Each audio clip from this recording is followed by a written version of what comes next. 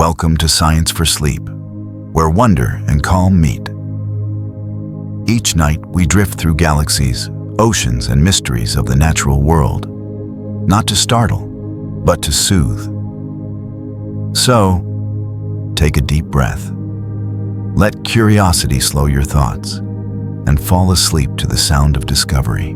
The hidden wound beneath the Pacific. Hello there. Tonight, or whatever time it is where you are, we're not leaving Earth. We're not heading toward distant stars or out beyond the Milky Way. Instead, we're going to sink into something far closer, yet just as remote from ordinary experience. A deep, narrow wound cut into the floor of the Pacific Ocean. A place shaped by unimaginable pressure, permanent darkness, and a kind of silence that never changes. It's called the Philippine Trench. And in its deepest reaches, more than 10,000 meters below the surface, life survives in ways that feel almost impossible at first glance. Not on a distant moon, not on another planet, but here, on the same world where you sit and listen now. From the surface, nothing gives it away. If you were standing on a beach somewhere in the Philippines, watching the Pacific roll quietly in and out, it would be almost impossible to imagine what lies beyond the horizon. The water looks the same in every direction. Shifting blues, white lines of foam, waves that rise and fall with tides and wind. Boats travel over it. Fishermen work these waters. Airplanes cross above without a second thought. Yet, just offshore, the seabed tips downward sharply and then keeps dropping, like a staircase that never levels out, like the side of a mountain turned upside down and drowned. The Philippine Trench stretches for more than 1,000 kilometers, a long, narrow arc that traces the boundary where one piece of Earth's crust is slowly sliding beneath another. It is both a geological feature and a kind of abyssal frontier. This trench exists because the Earth's outer shell isn't solid in the way it feels under your feet. It's broken into enormous plates that drift slowly over the mantle below. In this part of the Pacific, the dense Philippine Sea Plate is being forced underneath the lighter plate that carries the islands of the Philippines. Where one plate bends downward and begins to sink, it drags the seafloor with it, forming a deep, elongated groove. Over millions of years, this movement carved the trench deeper and deeper, sculpting a place where the ocean is not simply deep, but extreme. Here, gravity pulls the crust downward. Rock bends. The seafloor breaks. Earthquakes ripple through the region as the plates grind against one another far below the surface. On land, those earthquakes can feel violent and sudden. Down in the trench, the shaking is muffled by kilometers of water, absorbed into the constant weight pressing in from all directions. Imagine beginning this journey not at the bottom, but at the surface, where everything still feels familiar. The sky above is open. The air is light. The sea is noisy with waves and birds, and in some places, engines. The water near the surface is warm compared to what lies below, stirred constantly by winds and currents. Sunlight spills down into the upper few dozen meters, turning the water vivid and alive. Tiny phytoplankton absorb that light, turning it into energy. Small animals feed on them. Fish feed on those animals. Larger predators chase the fish. The upper ocean, the part that most people see or swim in, is busy, bright, and fast. Now picture a slow descent. Not a plunging fall, not a dramatic drop. Just a gradual sinking, the way a research submersible would travel if it left the deck of a ship and began its long, controlled journey downward. At first, not much seems to change. Light still filters through the water. Colors are visible. The boat overhead slowly shrinks into a pale shadow. The sound of waves becomes faint. As you pass a few tens of meters down, something subtle happens. The reds begin to vanish. Red wavelengths are absorbed quickly by seawater, turning red objects dull and gray. Orange follows, then yellow. Fish that would look brilliant near the surface lose their colors, becoming silhouettes and silvery shapes. By the time you pass 100 meters, the world already feels different. The bright, sunlit ocean has turned into a dim blue twilight. Here, in this dimness, many animals still depend on sight, but their eyes are larger, more sensitive, tuned to catch the last traces of fading light. Silver-sided fish flash briefly as they twist. Jellyfish pulse gently, their bodies clear and soft, drifting on slow currents. The water grows cooler, not suddenly, but steadily, as you move away from the surface warmth and into layers that never feel the sun. You cross through the thermocline, the region where temperature drops rapidly with depth. It's like passing through an invisible threshold. Above, the sea is variable, warmed by seasons and weather. Below, it settles into a stable cold that hardly changes at all. As the descent continues, the twilight deepens into something more like night. Around a few hundred meters down, the last natural light from the surface fades into a faint blur. Shapes become harder to see. Colors disappear entirely. If you switched off any artificial lamps, you'd be left in almost complete darkness. Almost, but not quite. At these depths, a new kind of light appears, not from the sun, but from the bodies of animals themselves. Tiny flashes, slow pulses, scattered pinpoints. Bioluminescence becomes the dominant source of illumination. Some creatures carry small glowing spots along their sides, like strings of faint lanterns. Others flash suddenly when disturbed, releasing clouds of light that drift and swirl, confusing predators and hiding their own escape. This mid-water realm extends for kilometers. It's vast and open, with no solid surfaces, no seafloor yet in sight. Animals here often migrate vertically, rising closer to the surface at night to feed, and sinking back into the depths during the day to avoid predators. It is one of the largest daily migrations on the planet. Billions of tiny bodies moving up and down silently in response to the movement of light.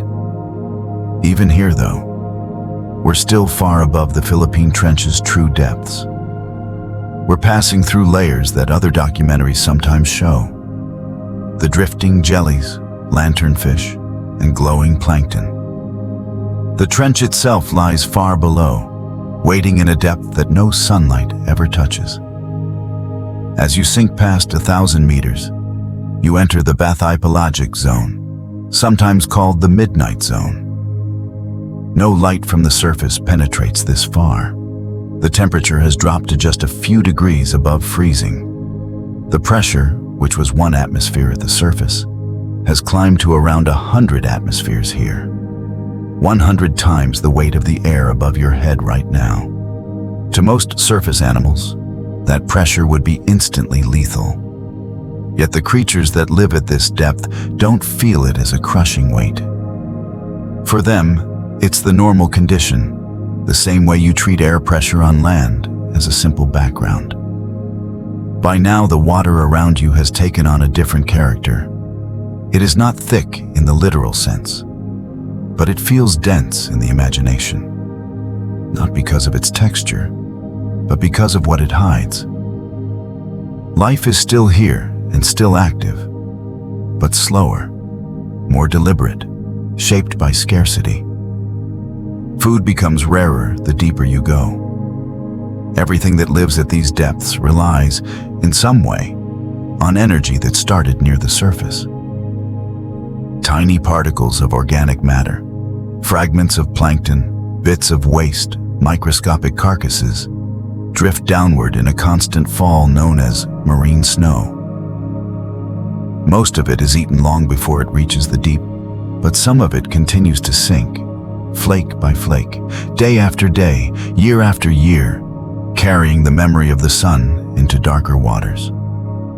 At around 4,000 or 5,000 meters, you would finally begin to approach the abyssal plains, the vast flat stretches of seafloor that cover much of the deep ocean. Here, the bottom is blanketed with fine sediment that has been building up for millions of years, a slow accumulation of falling particles that settle and never rise again.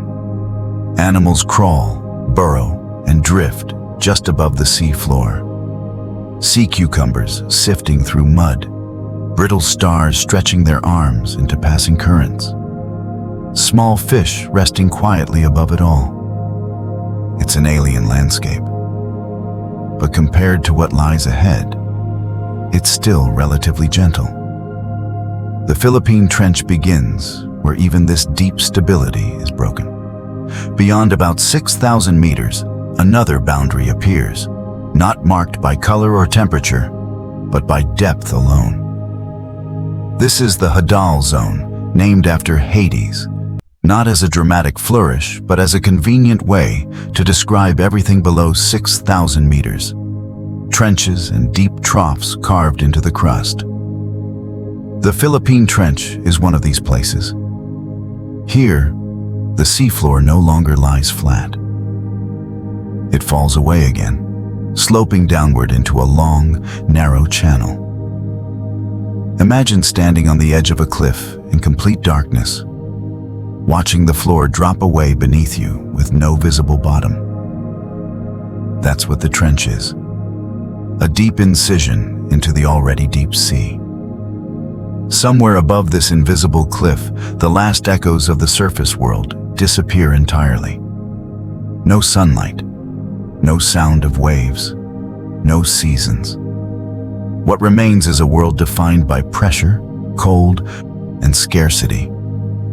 Yet life still finds a way to exist here. Tiny crustaceans, soft-bodied fish, bacteria that cling to sediment grains.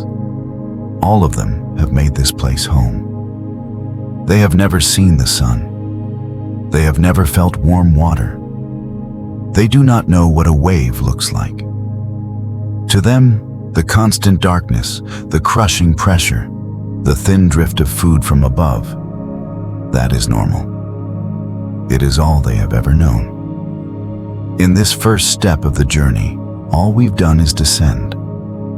We've moved from the bright, noisy surface down through fading blue into darkness, past glowing midwater creatures and across the quiet plains of the deep ocean until we arrive at the threshold of the Philippine Trench.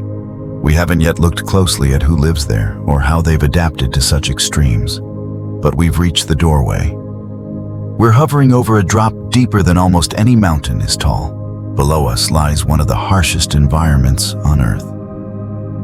And somehow, life survives there anyway. Crossing the threshold into the abyss.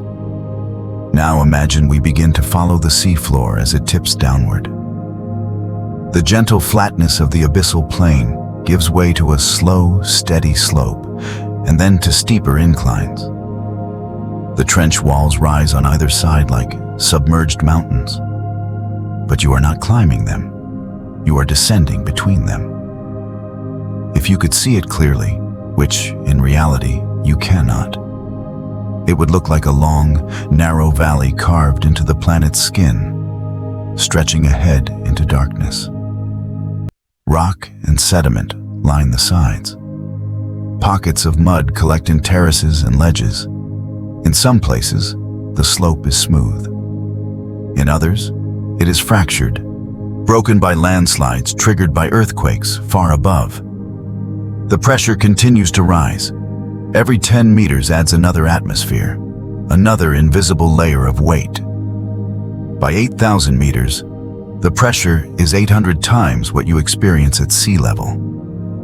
At 9,000 meters, 900 times. Near the Philippine Trench's greatest depths, the pressure exceeds 1,000 atmospheres. It is a number easy to say and almost impossible to feel. Engineers sometimes explain it with analogies. It's like having hundreds of cars stacked on every square centimeter of your body, or several large passenger jets pressing down on a single human-sized space. But for the animals that live here, there's no sense of being crushed. They are built from the beginning to exist under this constant, even force. As you move deeper into the trench, light from submersible lamps would fall only on what is directly in front of you. The rest of the trench remains hidden, not just by darkness, but by distance and the fine particles suspended in the water. The beam of light seems to vanish into nothing, only a short way ahead. It feels a bit like flying through a night fog, only here the fog never lifts, and there is no sky above it waiting to clear. The trench walls loom silently. Occasionally, loose sediment drifts down in thin veils, triggered by some distant tremor or disturbance on the slope. You might expect this place to be completely empty, a sterile void where nothing moves and nothing grows. But the trench is not empty. It is simply sparse, and its life is subtle. On the sediment slopes, tiny crustaceans called amphipods scurry and hop across the sea floor. At these depths, some of them grow much larger than their shallow water relatives, their bodies elongated and pale. Their shells are less rigid, more flexible, reinforced with unusual chemistry that lets them bend rather than crack. Scientists have discovered that some deep amphipods carry aluminum compounds in their outer layers, drawn from the seawater itself, helping to protect them in an environment where calcium carbonate, the mineral that forms the shells of many surface creatures, begins to dissolve under pressure and low temperature. Above the seafloor, strange fish drift near the bottom. Among them are hadal snailfish, soft-bodied, translucent creatures with wide, downturned mouths and fins that look almost too delicate to be real. Their bones are thin and lightly mineralized. Their bodies contain no air-filled spaces. Instead of a swim bladder, they rely on oils and the density of their tissues to maintain buoyancy. Their muscles are not made for long, fast chases. They are tuned for slow, careful movement. They rise a little from the bottom, glide gently, then settle again, conserving energy with every subtle flick of their fins. The snailfish's cells are laboratories of adaptation. Their membranes contain a higher proportion of unsaturated fatty acids, keeping them flexible at low temperatures and high pressures. Inside those cells, their proteins are supported by molecules called piezolites, compounds that help stabilize protein structure so it doesn't warp under pressure. Without such molecules, the basic machinery of life would unfold and fail. With them, life carries on as if 1,000 atmospheres were nothing out of the ordinary. The fish has never known what one atmosphere feels like or what light looks like. Its world has always been this: cold, dark, and heavy. If you look more closely at the sediment itself, you discover that the apparent emptiness hides entire communities. Bacteria and archaea inhabit the layers of mud, breaking down the trickle of organic material that manages to reach this far. To them, the trench floor is not a lifeless desert, but a steady, if minimal, supply of energy and nutrients. Their metabolism is slow. Their growth is measured not in hours, but in days, months, or longer. Some microbes here use the remains of sinking organic matter. Others take advantage of chemical reactions between seawater and minerals in the crust. These chemical pathways, powered not by sunlight, but by geochemistry, remind scientists that life can exist independently of the familiar flows of light and air. Occasionally, the trench receives a sudden, dramatic gift from above. A large animal, perhaps a whale, perhaps a big fish, dies in the upper ocean and begins to sink. Its body falls through the water column, past layers where other creatures feed on it, nibbling and tearing until what's left finally reaches the trench floor. When it lands, it does not go unnoticed.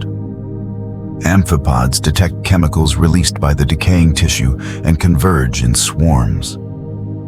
They slip into cracks and over bones, stripping whatever they can. Snailfish move toward the carcass, feeding slowly but steadily. Worms appear from the sediment, tunneling through flesh and bone. Bacteria bloom across the new surface, unlocking energy that had once been held in living tissue. These rare events, sometimes called falls, can sustain deep communities for months or even years. They represent a sudden flood of energy in a place usually fed by a drizzle. For the animals of the Philippine Trench, they are not guaranteed. They are fortunate accidents of gravity and geography. Life here cannot depend on them. Instead, it is built to endure long periods of scarcity, ready to respond when opportunity arrives. What makes this endurance possible is not a single adaptation, but a whole suite of them layered together.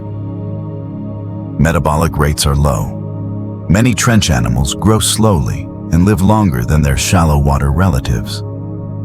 Their reproduction cycles are paced to the environment, producing fewer offspring but investing more in each. Eggs may be large, with thick protective coatings, laid out of sight in grooves and cracks where currents are gentle and sediment can cradle them. Larvae may not travel far.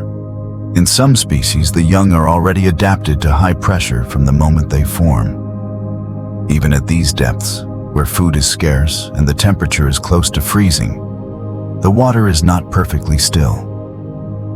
Slow currents move along the trench walls and floor, guided by the shape of the seafloor and the subtle differences in water density caused by temperature and salinity. These currents carry tiny particles, redistribute nutrients, and help organisms find new territory to colonize. But everything happens slowly. There are no storms here, no waves, no sudden surges. The energy of the trench is measured, almost hesitant, stretching ordinary processes out over long spans of time.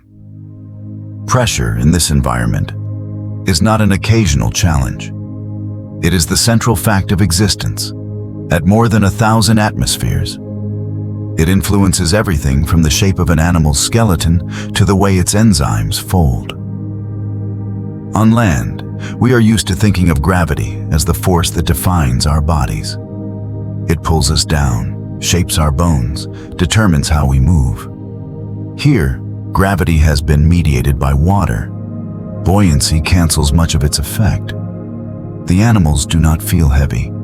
They float, supported in every direction. What defines them instead is the unrelenting squeeze of water itself. Human technology struggles in these conditions. A metal sphere designed for deep submergence must have thick walls and perfect symmetry. Any imperfection, any small crack or unevenness, can become a point of weakness where pressure concentrates and wins. Electronics must be protected, either by being encased in oil that cannot compress or by being built to tolerate the squeeze.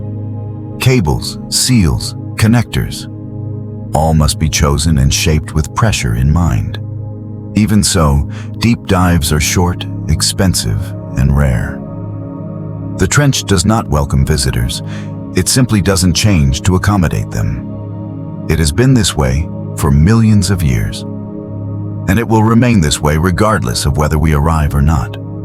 Life, however, has had the time to adjust. It has had millions of years to experiment, to fail, and to refine.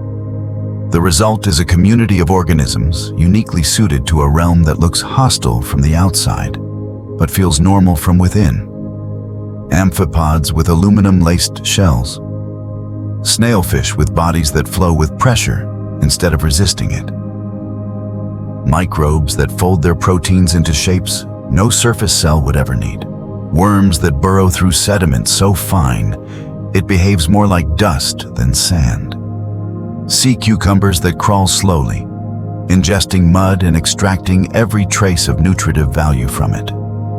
Standing at this point in the journey, imagining yourself near the deepest stretch of the Philippine Trench, you can feel how far you've come from the world above.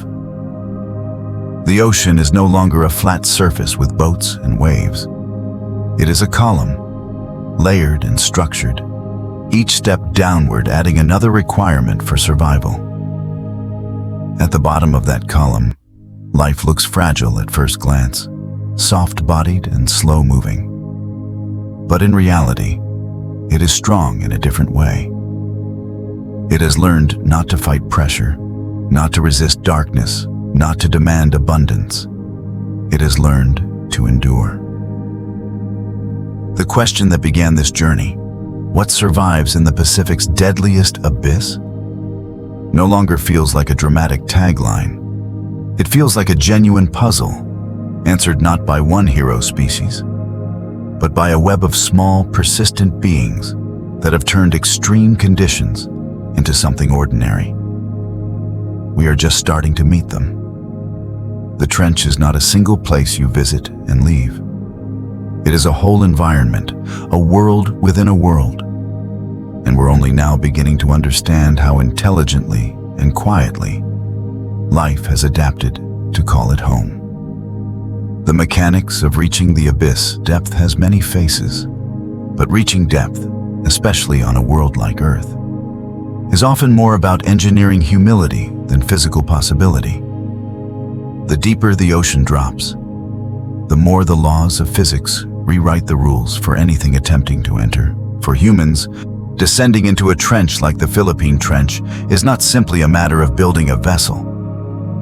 It is an exercise in designing defiance against pressure without appearing to resist it at all. The machines that reach these depths are born from slow innovation, layered research, patient trial, and exceptional material science. And the journey toward them began long before submersibles ever touched hadal darkness. To understand what it takes to reach the bottom of the Philippine Trench, you must first understand the ocean in terms of gradients, surrender points, and structural thresholds. The first 1,000 meters of descent alone would silently crush most unprotected human technology. And by 3,000 meters, external pressure equals roughly 300 atmospheres. Pressure increases by 1 atmosphere every 10 meters, a quiet scientific fact that becomes deadly when scaled downward, layer by layer. By 8,000 meters, the pressure nears 800 atmospheres, a force great enough to collapse poorly engineered joints, snap brittle hulls, or force microscopic water leaks through any imperfect seal. And near 10,500 meters, the pressure exceeds 1,000 atmospheres, over 15,000 psi or more weight per unit area than most industrial compressors ever exert. This is not pressure that hits you. It is pressure that arrives, becomes normal, and never leaves. Material science had to evolve to meet these conditions in almost philosophical synchronicity with biology. Where animals adapted quietly through ion absorption and protein folding, engineers adapted through developing metals, ceramics, and composites that do not crack but elastically deform. The primary material of early trench diving technology was simple steel alloys, reinforced progressively in thickness. But steel alone was not enough. Pressure-resistant hulls later migrated toward titanium pressure spheres, composite carbon layers, borosilicate glass rated for extreme compression, and incompressible inner buoyancy chambers filled not with air, but syntactic flotation fluids or silicone-based oils that do not compress. How these machines descend also matters. Descent must not be fast. because fast descent disrupts pressure balance and creates unnecessary stress points. Slow descent allows hydrostatic compensation and prevents catastrophic structural harmonics. The bathyscaphe is perhaps the perfect symbol of reaching such depths, not through power or aggression, but buoyant surrender. These early submersibles were not sleek, fast, or maneuverable. They were designed to drop slowly with float tanks filled with incompressible fluid, ballast chambers that release weight gradually, and a pressure sphere for crew or instruments hermetically sealed like a cosmic vault. The most famous bathyscaphe, Deadliest, reached 10,916 meters in the Challenger Deep in 1960, proving humanity could descend into trenches nearly as deep as the Philippine Trench, but with calm motion, not urgency. Then came the next generation, hybrid deep trench landers, ROVs, remotely operated vehicles, and autonomous pressure pods. These machines do not arrive like predators. They arrive like observers, lowering themselves into the dark zone with ballast tanks shedding iron weights that detach silently once sensors detect predetermined pressure metrics. The deployed iron ballast falls not with thunder, but with inevitability, drifting out of the frame of the narrative, settling into sedimented oblivion along the sea floor. Cables are reinforced not only by thickness, but by fluid cores filled with dielectric gel to prevent compression collapse. Cameras require not only glass reinforcement, but spherical encasement. Even LED lights are optimized for low heat, low flicker glow, because flicker induces stress harmonics, and harmonics in extreme pressure spheres can be deadly. You must also account for human limitations in communication during such descent. Sound does not work the way radio signals do in space. Water blocks electromagnetic waves quickly. Radio cannot travel far underwater. So deep communication is achieved acoustically, using low-frequency hydrophone pulses that travel through water more reliably, but slowly. These pulses are coded not into packets, but into quiet chirps received as spectral readings, interpreted later as data, not drama. Submersibles rely on ultra-low frequency signals, acoustic transponders, and autonomous routines because direct real-time control is risky in trenches with unpredictable slopes. Deep ocean ascent is even more complex than descent. A pressure sphere does not simply rise. It must maintain hydrostatic shielding while decompressing gradually, releasing ballast silently, readjusting buoyancy through incompressible syntactic flotation material. A hurried ascent would rupture seals the way sudden surfacing gives divers the bends. Engineers avoid this by programming ascents in long, deliberate arcs, sometimes taking hours to return from depths below 8,000 meters. Minutes stretched into patience's eternity. The Philippine Trench has been visited only a handful of times by submersibles, making it even quieter in fame than the Mariana Trench. Few modern research capsules have reached its greatest depths, and most data comes from autonomous landers or sonar mapping from afar, tracing depth contours like cosmic constellations inverted downward. The trench remains enigmatic, not because humans failed to reach it, but because reaching it supplies few return windows for fame. So when you ask, what does it take to survive the descent? The answer is layered engineering, patiently built like biology built pressure-resistant proteins in microbes.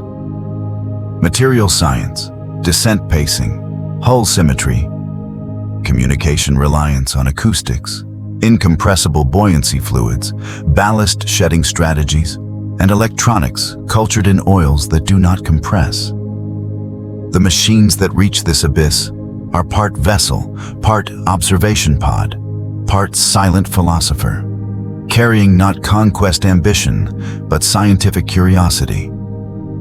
Their motion is calm because physics requires calm. Their descent is slow because survival rewards slow. Their lights do not flicker because flicker kills. Their seals are perfect because water exploits imperfection.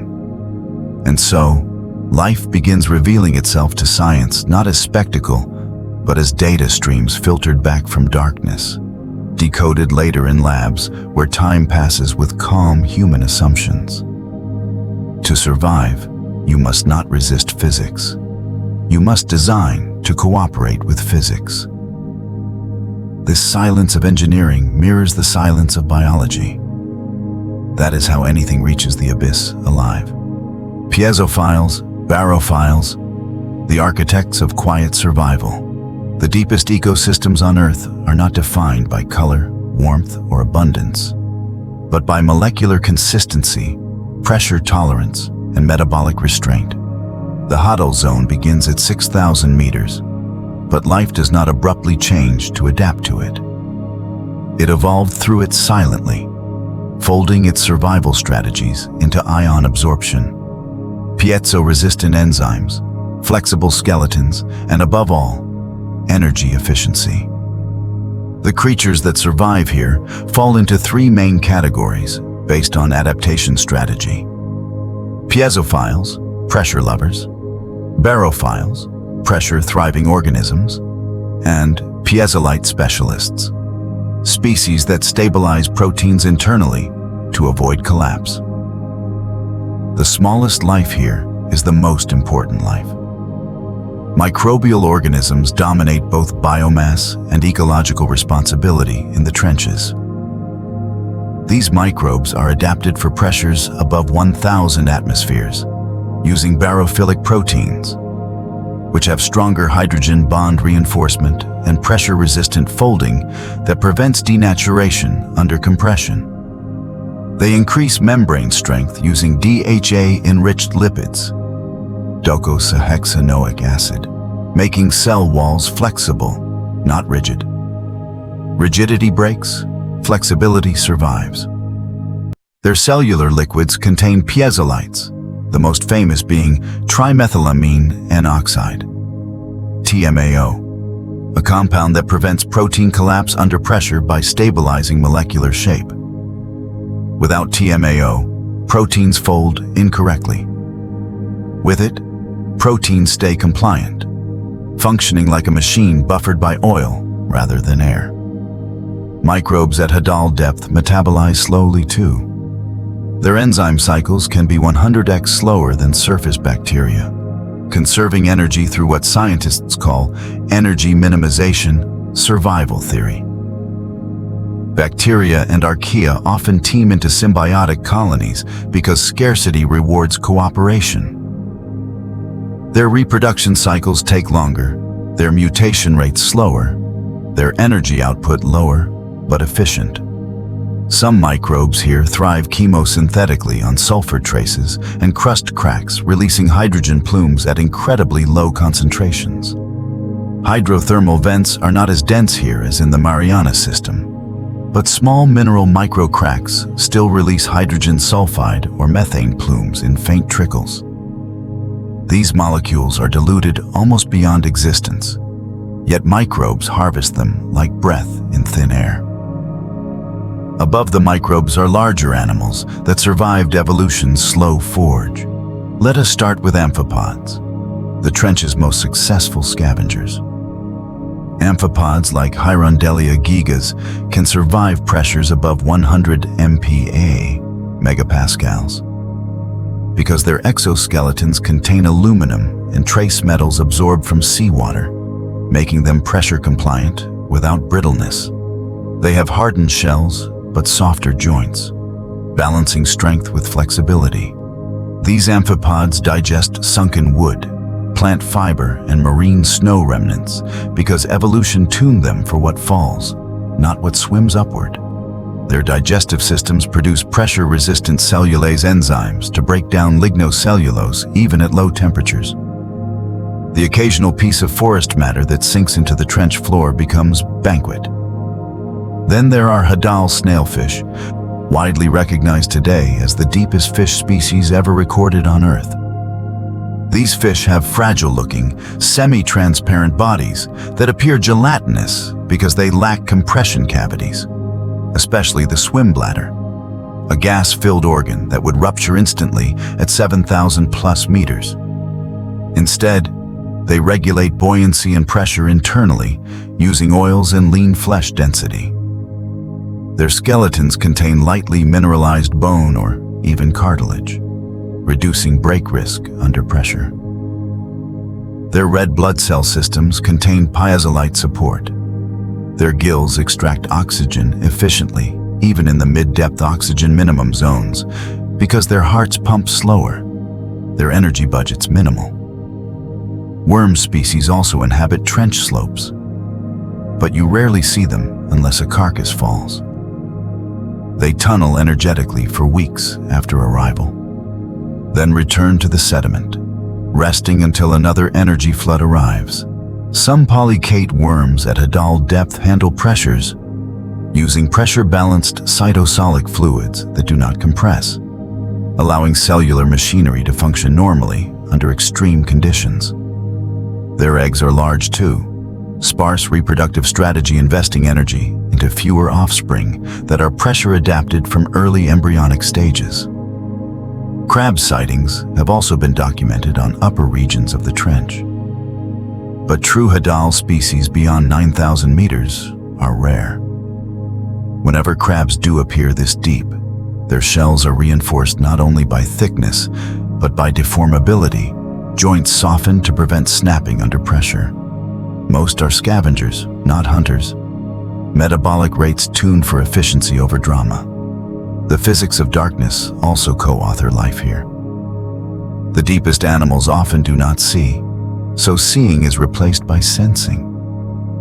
Many animals possess lateral line systems to detect vibration changes, grave slow currents through pressure gradients, or carcasses landing kilometers away, releasing chemical warmth signatures.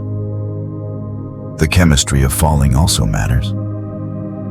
Most energy-reaching hadal plains arrives as marine snow drifting downward from plankton blooms overhead. How long marine snow falls also depends on depth and current stability, and the currents here are slow, powered by thermohaline density physics, salinity drift, or planetary gravity gradients. Life does not thrive by resisting trench conditions. It thrives by folding its existence into trench conditions. Everything down here evolved to cooperate with pressure, darkness, oxygen scarcity, and cold equilibrium. The Philippine Trench rewards not power, but necessity. Nature designed its survivors not as conquerors, but as observers of constant compression. This is a world where slow equals safe, efficiency equals survival, and darkness equals normality. Life does not just survive here, it belongs here. Marine snow, whale falls, and the thin thread of food. Down in the Philippine Trench, survival is not limited by space. There is plenty of room. No crowding, no competition for territory in the way forests or coral reefs experience it. What limits life here is energy. Almost everything that survives at 10,000 meters depends, in some way, on a thin, fragile connection to the world above. A steady but shrinking trickle of organic material falling through the water column from the sunlit layers near the surface. That trickle has a name that sounds gentle, and in many ways, it is marine snow. Marine snow is not snow in the way we normally imagine it. There are no crystals, no flakes of ice swirling in cold air. Instead, it is a continuous shower of microscopic particles drifting downward for days or weeks before they reach the deep. Tiny fragments of dead plankton, bacteria-rich clumps, discarded skeletons of single-celled organisms, bits of mucus, fecal pellets, and organic dust all gather into loose aggregates that are just heavy enough to start sinking. Under a microscope, they look like fragile, lacy clusters. In the water column, they fall like dust motes in a sunbeam. Except here, there is no beam, only darkness. Most of this material never reaches the trench. As marine snow falls, it passes through layer after layer of ocean life, and each layer takes its share. Microbes consume some of it, breaking it down into smaller and smaller components. Zooplankton feed on larger fragments. Small fish, jellyfish, and other midwater creatures intercept it, either directly or by feeding on the organisms that have already fed on it. The deeper the snow travels, the more it thins out.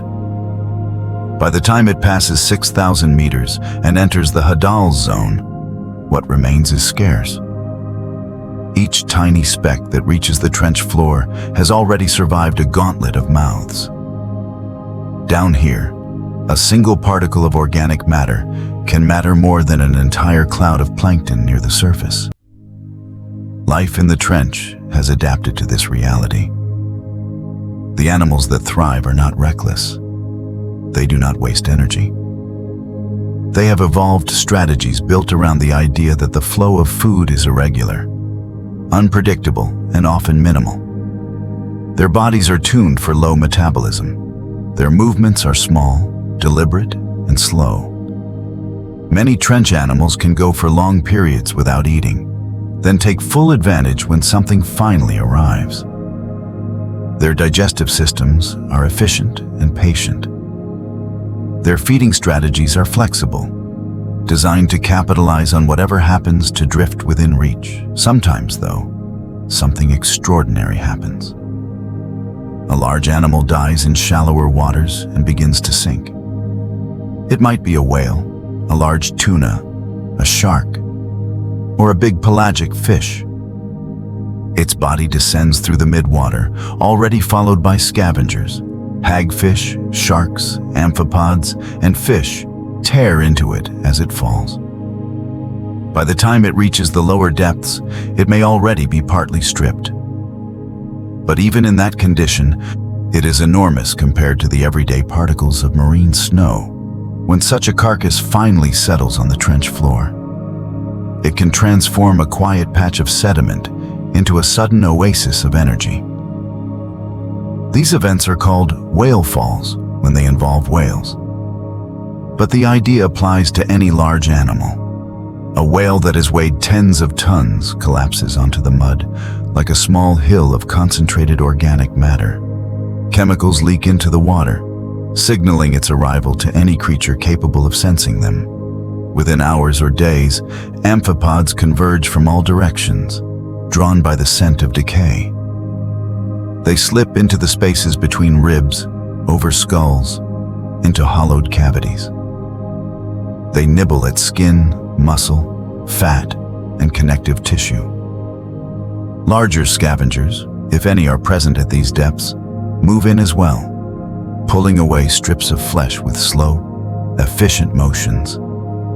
Snailfish may appear around the edges, picking off amphipods and smaller invertebrates attracted to the feast. As the soft tissues disappear, another community takes over. Bacteria that specialize in breaking down lipids and proteins colonize the bones. Worms and other infaunal animals bore into the skeleton, creating tiny tunnels that open up new surfaces for microbial growth. Some microbes use chemicals like sulfides released from the decaying animal as a direct source of energy, turning the carcass into a small chemosynthetic hotspot. What was once a single body, unified in life, becomes an entire landscape of microhabitats in death. A single whale fall can nourish a deep community for years. It provides food not only as meat and fat, but as a scaffold for complex, layered ecosystems. The trench does not receive such gifts often. The geometry of currents, the path of sinking carcasses, and the depth itself all influence how frequently large falls reach these particular floors. But when they do, life responds quickly. The organisms of the trench have not built their existence around these rare events. They cannot count on them. But they are ready, always, to exploit them. In the long stretches between such feasts, the rain of marine snow continues. Fine sediment on the trench floor is composed largely of these particles, compacted and rearranged by the slow activity of bottom-dwelling animals. Sea cucumbers and other holothurians, where they occur in trench-adjacent regions, act as living conveyor belts, ingesting mud at one end and excreting it at the other, filtering out the organic fraction as they go. In the Philippine Trench's greatest depths, not all of the usual deep sea cast is present, but the principle remains. The trench floor is not static. It is turned over, stirred, and restructured by animals that feed by processing the seafloor itself. From a distance, it might seem as though the deep ocean is cut off entirely from the surface. No light penetrates, no waves disturb the bottom. Yet, when you follow the path of energy, a connection emerges. Tiny phytoplankton floating near the surface capture sunlight and turn it into chemical energy. That energy makes its way through food webs, is converted, stored, and eventually, through waste and death, is sent downward. Each particle that drifts into the trench carries with it the memory of sunlight absorbed far above. The Philippine Trench, then, is not isolated, even though it feels remote. It is a distant endpoint in a chain that starts in warm, bright surface waters and ends in cold, dark sediment 10 kilometers below. The animals here are not separate from the rest of the ocean. They are the final recipients in a sequence of transfers that spans the entire water column. When you think of them that way, as the last hands in a long chain passing energy downward, you start to understand how delicately balanced this environment is. If the surface ocean changes, the trench feels it eventually. When plankton populations rise or fall, when currents shift and alter where nutrients accumulate, when human activities influence how much organic material sinks and in what form, it all echoes downward over time. More carbon might be exported to the deep temporarily, or less. The composition of marine snow might change. Plastic microfibers, industrial pollutants, and synthetic compounds can hitchhike on these particles, arriving in the trenches just as faithfully as natural material does. Researchers sampling trench sediment have already detected microplastics and man-made chemicals at the deepest points of multiple trenches across the world, including the Western Pacific. Even here, in a realm defined by natural extremes, traces of human activity have already arrived. The idea that something designed on land, a plastic bag, a fiber from a synthetic shirt, a fragment of packaging, could eventually sink into the Philippine Trench and become part of its sediment feels almost unreal. Yet it is happening. These trenches, once thought of as remote and untouched, are turning into quiet archives of human presence.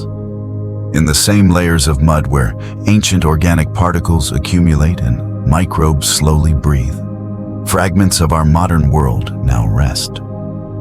Still, even with those changes, the trench remains a place where the primary story is one of scarcity and slow use. Every flake of nutrient, every sinking bit of plant or animal matter is used and reused across years, filtered through worms, amphipods, bacteria, and fish. When you picture this, the trench's community begins to feel less like a collection of isolated creatures and more like a tightly linked circuit, each part recycling what the others leave behind. Where the surface ocean moves quickly, blooms, die-offs, storms, seasonal shifts, the trenches move on a different clock, one with much longer ticks. The thin thread of food connecting surface and abyss might look fragile from the outside. But for the animals that live in the trench, it's enough. Not enough for abundance, not enough for explosion, but enough for persistence. Enough for the quiet, steady existence they have carved out at the bottom of the world. Quiet predators and the logic of patience. When you imagine predators, you might picture speed. A shark cutting through water in sudden bursts, a lion sprinting across open ground, a bird stooping toward its prey in a blur of feathers. Predation, in our minds, is often tied to motion and power. But in the Philippine Trench, where food is rare and energy expensive, the idea of what it means to be a predator changes. The animals that hunt here still capture and consume other creatures, but they do it in ways that reflect the world around them. Slowly, carefully, and with a remarkable degree of patience. The hadal snailfish offers one of the clearest examples. To someone seeing it for the first time, it might not look like a predator at all. Its body is soft and almost translucent, its fins delicate. Its expression, if it can be called that, more mild than menacing. It does not have the exaggerated teeth you might associate with deep-sea monsters. Instead, it has a relatively small mouth and a body tuned for efficient hovering just above the sea floor. Yet this fish is one of the trench's top hunters. Rather than chasing its prey over long distances, the snailfish uses the environment to its advantage. It spends much of its time close to the sediment, where amphipods and other small invertebrates weave in search of food. The snailfish's eyes, though adapted to low light, are probably not its primary hunting tools at the deepest depths, where even bioluminescence becomes rare. Instead, it relies on sensitive lateral line systems and perhaps other pressure and vibration sensors to detect the faint disturbances created by moving prey. A single amphipod scurrying over the mud leaves a subtle wake in the water. The snailfish hovers where these wakes are likely to pass. When the moment comes, it doesn't launch into a long pursuit. It uses a quick, focused movement, often nothing more than a rapid expansion of its mouth and a short burst of suction. Water, along with the amphipod, rushes inward. The prey is engulfed before it has a chance to react. After that, there is no frantic thrashing, no prolonged struggle. The snailfish returns almost immediately to a state of stillness, letting its soft body blend back into the quiet background near the sediment. It conserves as much energy as possible. Other predators in and around the trench follow similar patterns. Ambush is more common than chase. Waiting is more effective than roaming. A worm may sit partly buried in the sediment, exposing only a small portion of its body, ready to snap at any nearby movement, with jaws hidden beneath the mud. A small fish may sit motionless for long periods, only flicking into action when something edible drifts within range. Even among invertebrates, predatory strategies are scaled to match the environment. Some amphipods are primarily scavengers, but others will actively feed on smaller animals when they find them, using their limbs to grasp and shred. One reason speed is rare here is simple. Bursts of rapid motion are expensive. Muscles that produce fast, explosive movements consume more energy, require more oxygen, and generate more waste heat. In the shallow ocean, where food is more abundant and oxygen levels higher, such expenditure can be worthwhile. In the trench, it is often a luxury that cannot be sustained. Deep-sea animals tend to have muscle fibers adapted for slow, steady contraction. These slow twitch fibers are well suited for maintaining position, gliding, and performing brief, controlled motions. They are not built to chase prey over long distances. Another reason lies in the absence of light. In a world where vision is limited or even irrelevant, long-distance tracking of prey becomes difficult. You cannot chase what you cannot see. Instead, Predators must learn to read the water around them. Pressure differences, chemical gradients, minute vibrations. These become the cues that guide them to food. Hunting in the trench is less like a sprint and more like listening carefully in a quiet room for the slightest sound.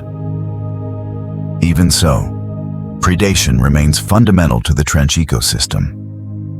It is not a peaceful place in the sense of nothing eating anything else.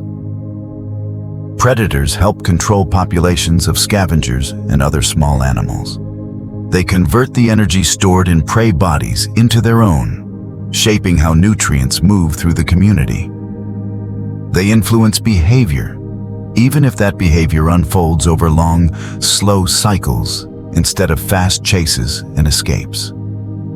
If you watch footage from baited deep-sea cameras lowered into trenches, you can see this logic in action. Researchers often deploy simple frames with a weight and a piece of bait attached, then record what comes to investigate. At first, perhaps only a few amphipods appear, their pale bodies flickering in and out of the camera's lights. Soon, more arrive, sometimes in large numbers, crawling over one another to reach the food. After a while, fish begin to appear, hovering just beyond the densest cluster of amphipods, darting in occasionally to snap one up. The larger the bait, and the longer it remains, the more complex the gathering becomes. This is not a frenzied feeding scene like those sometimes seen at the surface. It is more like a quiet, extended negotiation. Many mouths, limited energy, careful use of every bite. Competition does exist here, but it is tempered by the pace of the environment. No animal can afford constant aggression. Confrontations are brief and calculated. The priority is not dominance, it is continuation. Even predators must avoid unnecessary risk, because injuries heal slowly in the cold, and food is too scarce to support repeated mistakes. Over time, these constraints have shaped deep sea bodies in ways that reflect a shared logic.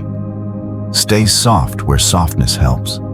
Strengthen only what must be strong, move when necessary, and wait when movement would cost too much. Large mouths, relative to body size, are common in many deep sea species, including some fish that live above trench floors. They allow animals to make the most of infrequent meals, swallowing prey nearly as large as themselves when the chance arises. Some have extendable jaws or highly flexible connective tissues, letting them expand their mouths dramatically without rigid bone getting in the way. The water pressure that presses from all sides actually helps support these soft, stretchy structures, preventing them from collapsing under their own weight. In the Philippine Trench, all of these strategies intersect with the trench's own unique shape. Its long, narrow form funnels sinking material, guiding some particles and carcasses into its depths, while deflecting others along its slopes. Currents within it are influenced by the geometry of its walls and the rotation of the earth. Predators that live here have adapted not just to depth and pressure, but to the subtle ways the trench moves water and food along its length.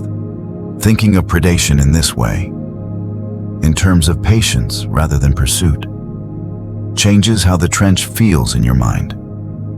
It is not a battlefield. It is a slow negotiation over energy, where every participant must be careful. Prey animals cannot afford to panic at every stimulus. Predators cannot afford to waste energy on every hint of movement. Life here is not about drama. It is about balance. When you view the trench with this understanding, its silence takes on a different meaning. The quiet is not an absence of life. It is the sound of life tuned as low as it can reasonably go, while still remaining alive. The creatures that inhabit this place have found a way to thread existence through a narrow corridor of possibilities, where every motion, every breath, every feeding event has a cost that must be justified. In that sense, The predators of the Philippine Trench are not exceptions to its rules. They are embodiments of them. They show us that even hunting, an activity we often associate with speed and violence, can be conducted in a way that matches an environment of cold, darkness, and scarcity. They hunt, not as flashes of power, but as extensions of patience, pressure's quiet forge, and the biology of unbreaking design. The deeper regions of the Philippine Trench, part of the mysterious Hadal zone, shift the story away from movement and into architecture.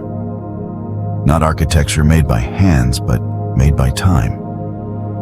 Here, pressure is not a spike or a moment. It is the baseline. A measured force so constant that everything born into it evolved to treat it like rain, like gravity, like sky itself. At 10,000 meters below the ocean's surface, pressure reaches more than 1,000 atmospheres. A compression that, to any shallow water creature or human-engineered object built without the right symmetry, would be swift, catastrophic destruction. Yet nothing catastrophic thrives here. Only consistency thrives. And in that consistency, biology performs one of its oldest and quietest experiments, the evolution of bodies that cannot shatter, because they never learned the arrogance of rigidity in the first place. Life this deep is defined by material compromise theory, though nature never calls it that. The concept is simple. Rigidity breaks under pressure, flexibility survives. The deeper organisms replaced stiff mineral reliance with fluid design, cartilage-based structural substitution, and proteins stabilized by pressure-compliant chemistry. The creatures here, especially fish, abandoned gas-filled cavities long ago. A swim bladder, miraculous in the surface ocean for neutral buoyancy, becomes a death sentence at hadal pressures. It would implode like a bubble swallowed by an ocean. So the hadal snailfish, the trench's signature ambassador, evolved without it.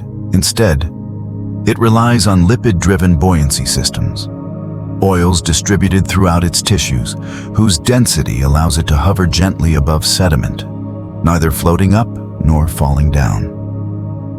Its body is gelatinous, not by weakness, but by strategy. Gelatin behaves consistently under pressure and provides a small safety buffer for soft organs. Cell membranes in hadal species have high concentrations of unsaturated fatty acids that maintain elasticity at near freezing temperatures. Where humans shiver, molecules stiffen and fracture. These acids ensure membranes do not crack, but bend. These membranes also contain piezolyte support systems, small molecules that prevent structural collapse under pressure. The most famous is trimethylamine N-oxide, TMAO, a quiet chemical hero that stabilizes protein folding. Proteins, the machinery of cells, begin to denature under immense pressure without this support. TMAO binds with water molecules surrounding proteins, strengthening the internal hydrogen bond networks that maintain shape, preventing misfolding and collapse. Its function is not energetic. It is preservational. In deeper snailfish species and amphipods alike, pressure-balanced cytosolic fluids replace compressible water cavities, allowing enzymes to continue functioning normally. Some of these enzymes are piezophilic, meaning they actually perform better under high pressure than they do near the surface. Their thermal design points are inverted relative to surface biology. The cold does not hinder them, it governs them. They express low activation energy enzymes, meaning their biochemical reactions require less input to continue, conserving what little energy arrives via sediment or baited scavenging frames. Survival strategies here are tied to metabolic efficiency and oxygen-sparing motion theory. The deeper ecosystems contain oxygen minimum zone survivors above 8,000 meters. But below 9,000, oxygen levels stabilize faintly along trench microcurrents. These survivors evolved bloodless oxygen transport modification. Some creatures use hemocyanin instead of hemoglobin, binding oxygen via copper molecules, which operate efficiently at cold temperatures. Others rely fully on cutaneous exchange, absorbing trace oxygen directly through skin membranes.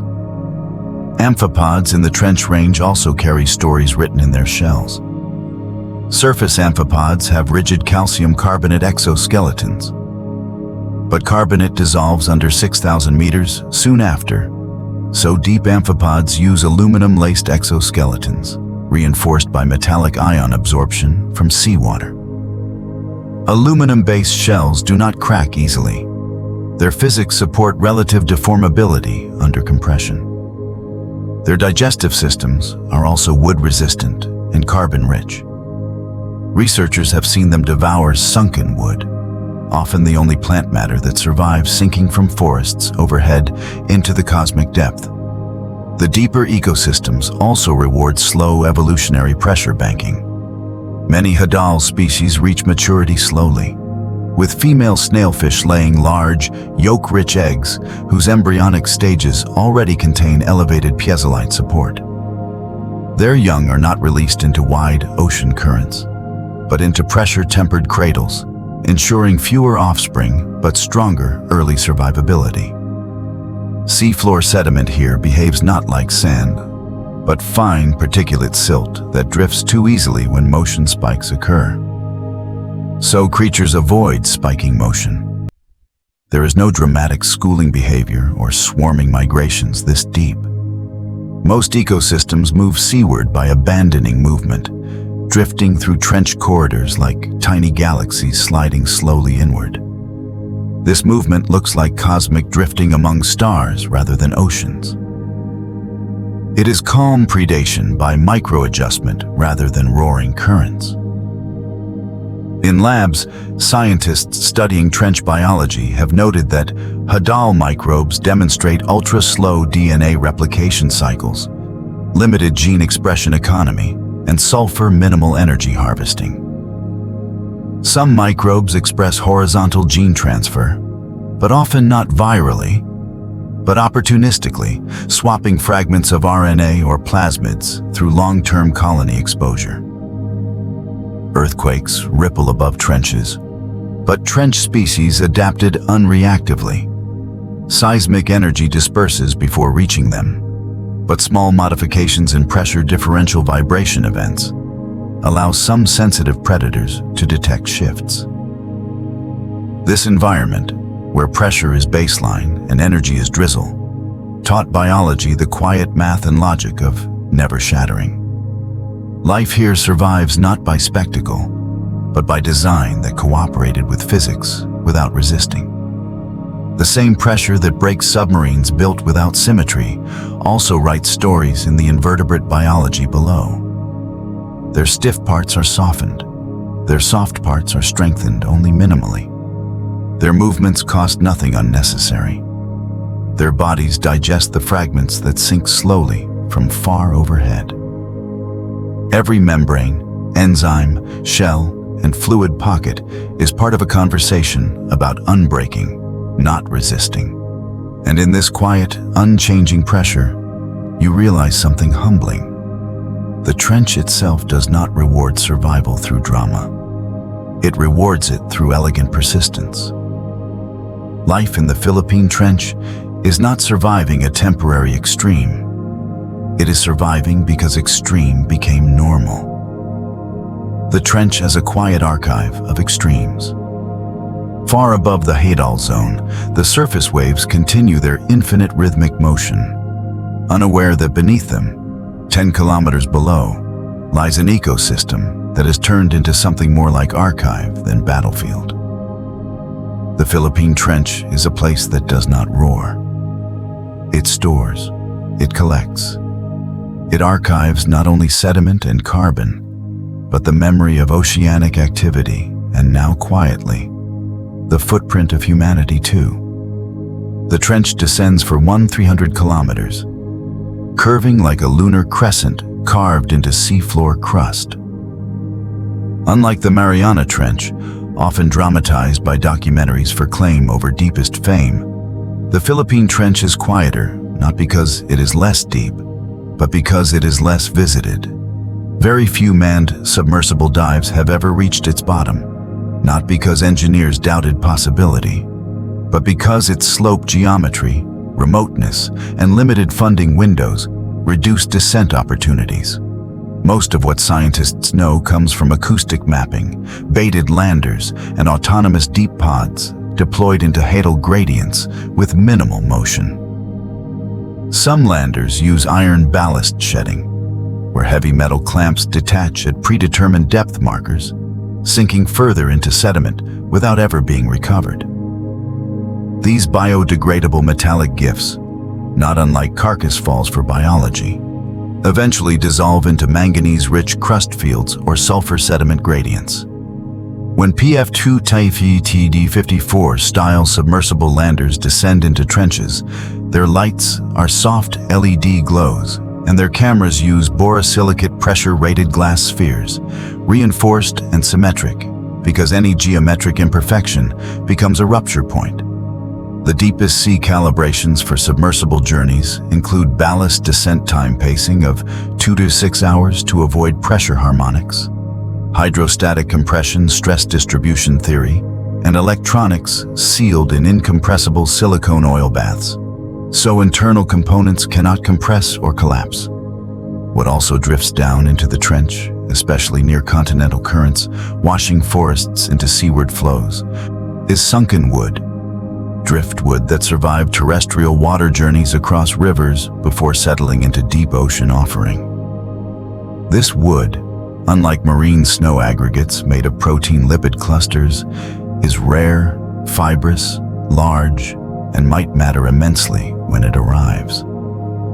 Hirundellea gigas, the trench's most iconic amphipod species, devours this wood by using pressure-rated cellulase enzymes that break down lignocellulose even under 100+ megapascals of pressure.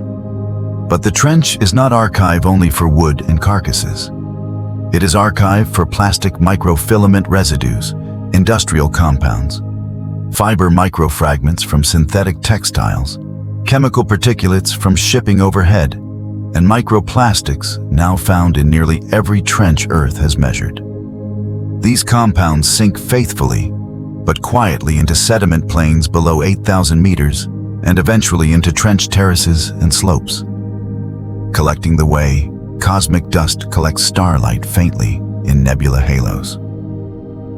The sediment is archived not because it wants to be read, but because physics ensures anything long enough eventually sinks into equilibrium. The microbes here are often DNA-sparing and RNA-resistant, thriving not through rapid replication, but slow metabolic cycles using trace minerals, sulfur drift chemistry, methane trace harvesting minimal theory, and hydrogen sulfide microcrack plumes that release faint chemical cycles along deep crust cracks.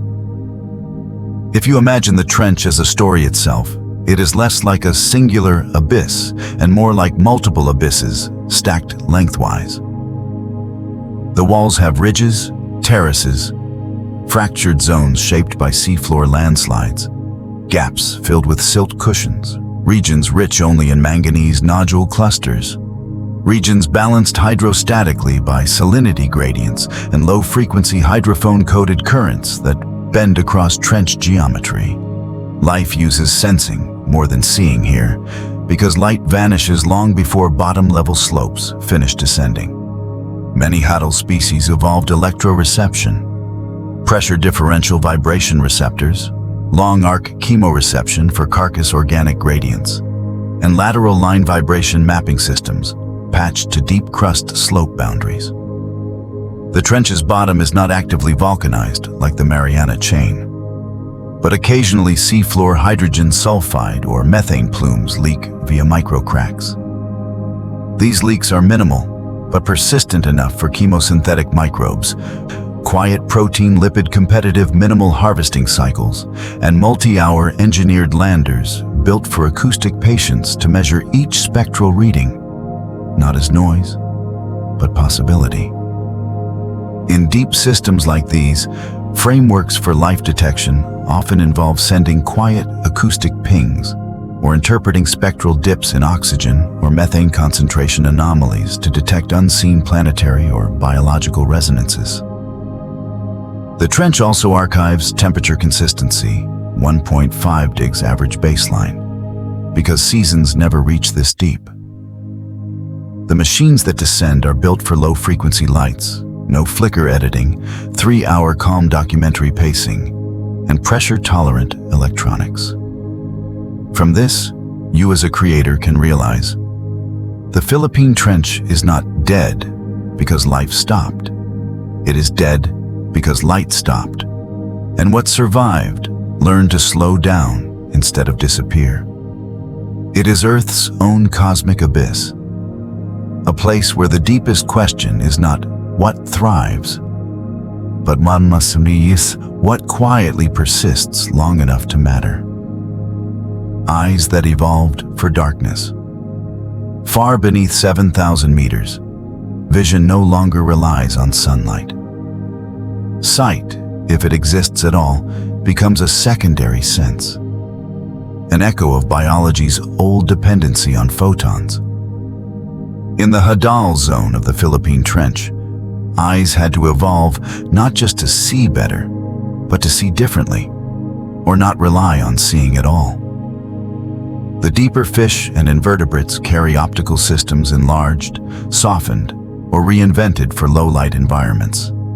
Though the lowest villages of biology prefer vibration, pressure, or chemical perception, what we understand as eyes that see are not dominant here. Yet the creatures that retained sight evolved it in careful economy, because unnecessary complexity cannot be afforded where energy is rare and pressure constant. Many hadal fish species that live near, but not at, the trench's deepest crown have tubular or upward-facing eyes, evolved to capture faint bioluminescent movement or outlines of predators and scavengers approaching from water layers above. Their retinas contain higher densities of rod cells, allowing improved sensitivity to limited light points rather than broad, lit environments. Rod cells detect motion and outlines in darkness, not color or detail. At these depths, color vision offers no benefit, so it was often evolutionarily forsaken. To survive in the trenches, recognizing shape mattered more than recognizing palette. Snailfish, especially species close to trench floors, evolved eyes that look almost oversized relative to their delicate, pressure-equalized bodies. This is not accidental. Large eyes allow a broader aperture for catching faint light. Whether that light is emitted by prey, microbial blooms briefly agitated by baited landers, or the quiet glow from artificial submersible LEDs. Yet even large eyes are not enough beyond about 9,000 meters. Past this depth, the darkness swallows not only light, but optical utility. And evolution begins handing over the narrative responsibilities to other senses entirely. Invertebrates showcase even deeper oddities. Some amphipods have retained functional eyes, but their exoskeletal eye sockets are softer, sometimes barely calcified, using flexible tissue instead of carbonate reliance, because carbonate dissolves under hadal pressure and near-freezing chemistry. Their eye structures are often supported by lipid padding cushions that avoid pressure collapse and stabilize ocular organs internally. Still, many smaller crustaceans at the trench's bottom have reduced or near vestigial eyesight, sacrificing visual nervous complexity to conserve metabolic energy elsewhere, toward digestion, sensing, or reproduction. There are also species that reinvented seeing by abandoning traditional eye anatomy entirely.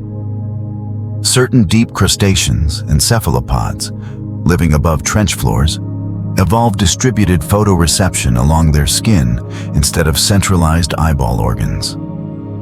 This lets them detect faint brightness gradients or motion shadows when bioluminescence flashes occur around predators or carcass falls. But the lowest sections of the trench remain too dark even for distributed photoreception. Here, the survivors see using chemistry, pressure, vibration, and electrical cues, not through light, but through disturbance. One of the most important non-visual sensory systems in hadal species is the lateral line, a vibration-sensing network running along both sides of a fish's body. In shallow water fish, the lateral line detects turbulence and schooling proximity. In hadal species, it detects survival, the footsteps of microbes colonizing a large carcass far away, the slow crawl of an amphipod searching for marine snow clusters, the approach of predators drifting not as hunters, but as silhouettes shifting hydrostatic balance. Even tectonic rumbles soften through 10 kilometers of water, arriving only as faint structural vibrations. The lateral line functions like sonar for biology, not for mapping territory, but for mapping food possibility. Hadal organisms also evolved enhanced chemoreception, meaning they can smell or taste the water around them for chemical gradients. Whenever a protein-lipid-rich carcass falls to the bottom, its chemical signature spreads into the water the way ink spreads into an ocean, signaling scavengers across kilometers. The deeper snailfish species detects these signals not through vision, but through chemical mapping. Tiny shifts in concentration of sulfur compounds, fatty acids, or nitrogen-rich decay molecules. Where the eyes stop narrating the world, chemistry continues narrating life. Cephalopods that live around 6,000, 8,000 meters, deep Pacific octopuses, squids, or nautilus relatives, often evolve camera-like pupils, but those species rarely dare the deepest hadal plains because they cannot afford the metabolic energy demand. Those that do retain eyesight use pressure-resistant ocular gels that match hydrostatic external pressure internally, preventing rupture. Their eyes are lubricated not only by water, but by evolutionary oils that preserve shape under quiet extremes. The final quiet truth about vision in trenches like the Philippine Trench is this: eyes are windows to light. But beyond 9,000 meters, light closed the window. So biology evolved new windows not made of glass, but of pressure disturbance, chemical gradients, vibration maps, electrical sensitivity. Many of the trench's organisms do not see because seeing offers no benefit. What they do instead is sense, a quieter, wiser, older form of seeing. One shaped not by photons, but by disturbance, tracked carefully across slow timelines. And in this realm of enforced darkness, the story of survival shifts away from the eyes and into other instruments more ancient than light. Pressure, motion, chemistry, forces that do not vanish, but govern quietly. What survives when time slows to a crawl? The Philippine Trench is not only a place where life survives pressure, it is a place where life survives time. In this part of the documentary arc, we stop asking what survives compression and start asking what survives endurance. Long spans of scarcity, cold, silence, and slow energy flow. Trench life is quiet not because it is calm, but because it has learned to live on a timescale far slower than surface ecosystems. The deeper ocean operates like space, cold, eternal, minimally fed, rarely disturbed. And the creatures adapted here mirror those same laws. They do not express urgency, they express longevity. One of the most extraordinary scientific findings from multiple trenches worldwide is that the deeper organisms often live longer than their surface relatives, even when their bodies appear fragile. Surface reef fish live 5–15 years, depending on species. Hadal snailfish may live 20-40 years because their environments are cold and stable, allowing slower aging cycles, low oxygen metabolic budgeting, and lower oxidative stress levels. A long lifespan is not evolutionary luxury. It is evolutionary strategy. Scarcity demands creatures live long enough to reproduce when conditions finally favor them. Microbial organisms in trench sediments, especially barophilic, pressure-loving bacteria, replicate their DNA slowly too, sometimes 50x to 150x slower than surface microbes. In normal seawater, bacteria can divide every 30 minutes to 6 hours. In hadal sediments, reproduction may take days or longer, governed by the minimum energy required to maintain protein folding integrity. This is called the abyssal metabolic economy. Do not divide unless division can be afforded. Some bacteria enter quasi-dormant metabolic states, activating only for bursts of chemosynthetic opportunity. Their enzymes do not function faster, but more efficiently, requiring very small activation energy to metabolize organic traces. Invertebrates echo the same quiet design philosophy. Hadal amphipods, such as the famous Hirondelia gigas, do not swarm continuously. They detect chemical gradients from food deposit callbacks, such as carrion or woodfalls, then converge in long cycles. These amphipods can digest complex plant fiber, lignocellulose, because evolution equipped them with pressure-functional cellulase enzymes. If you sink a log into the trench, it is not simply food for them. It is rare, concentrated, long-lasting, digestible energy scaffold. The trench occasionally receives whale falls, which delivers sudden but quiet oases of energy. A 40-ton whale sinking to a hadal depth releases chemical plumes for 210 kilometers in every direction, depending on current salinity stratification. Once that body settles, it becomes a multi-year banquet for amphipods, worms, snailfish, and microbes alike. The body does not decay quickly. It decays slowly, because low temperatures slow bacterial decomposition. Certain microbial biofilms then coat the bones, feeding on trace minerals, lipids, and sulfides leaked from the carcass. Scientists have detected bone-digesting bacteria that treat whale skeletons like long-living coral scaffolds, coating them in layered biofilms before digesting them gradually. Animals here also evolved pressure-resilient organ liquefaction compliance theory. Their cells contain osmolytes like TMAO, a compound that balances internal pressure and stabilizes proteins, ensuring biochemical reactions can occur normally under crushing hydrostatic compression.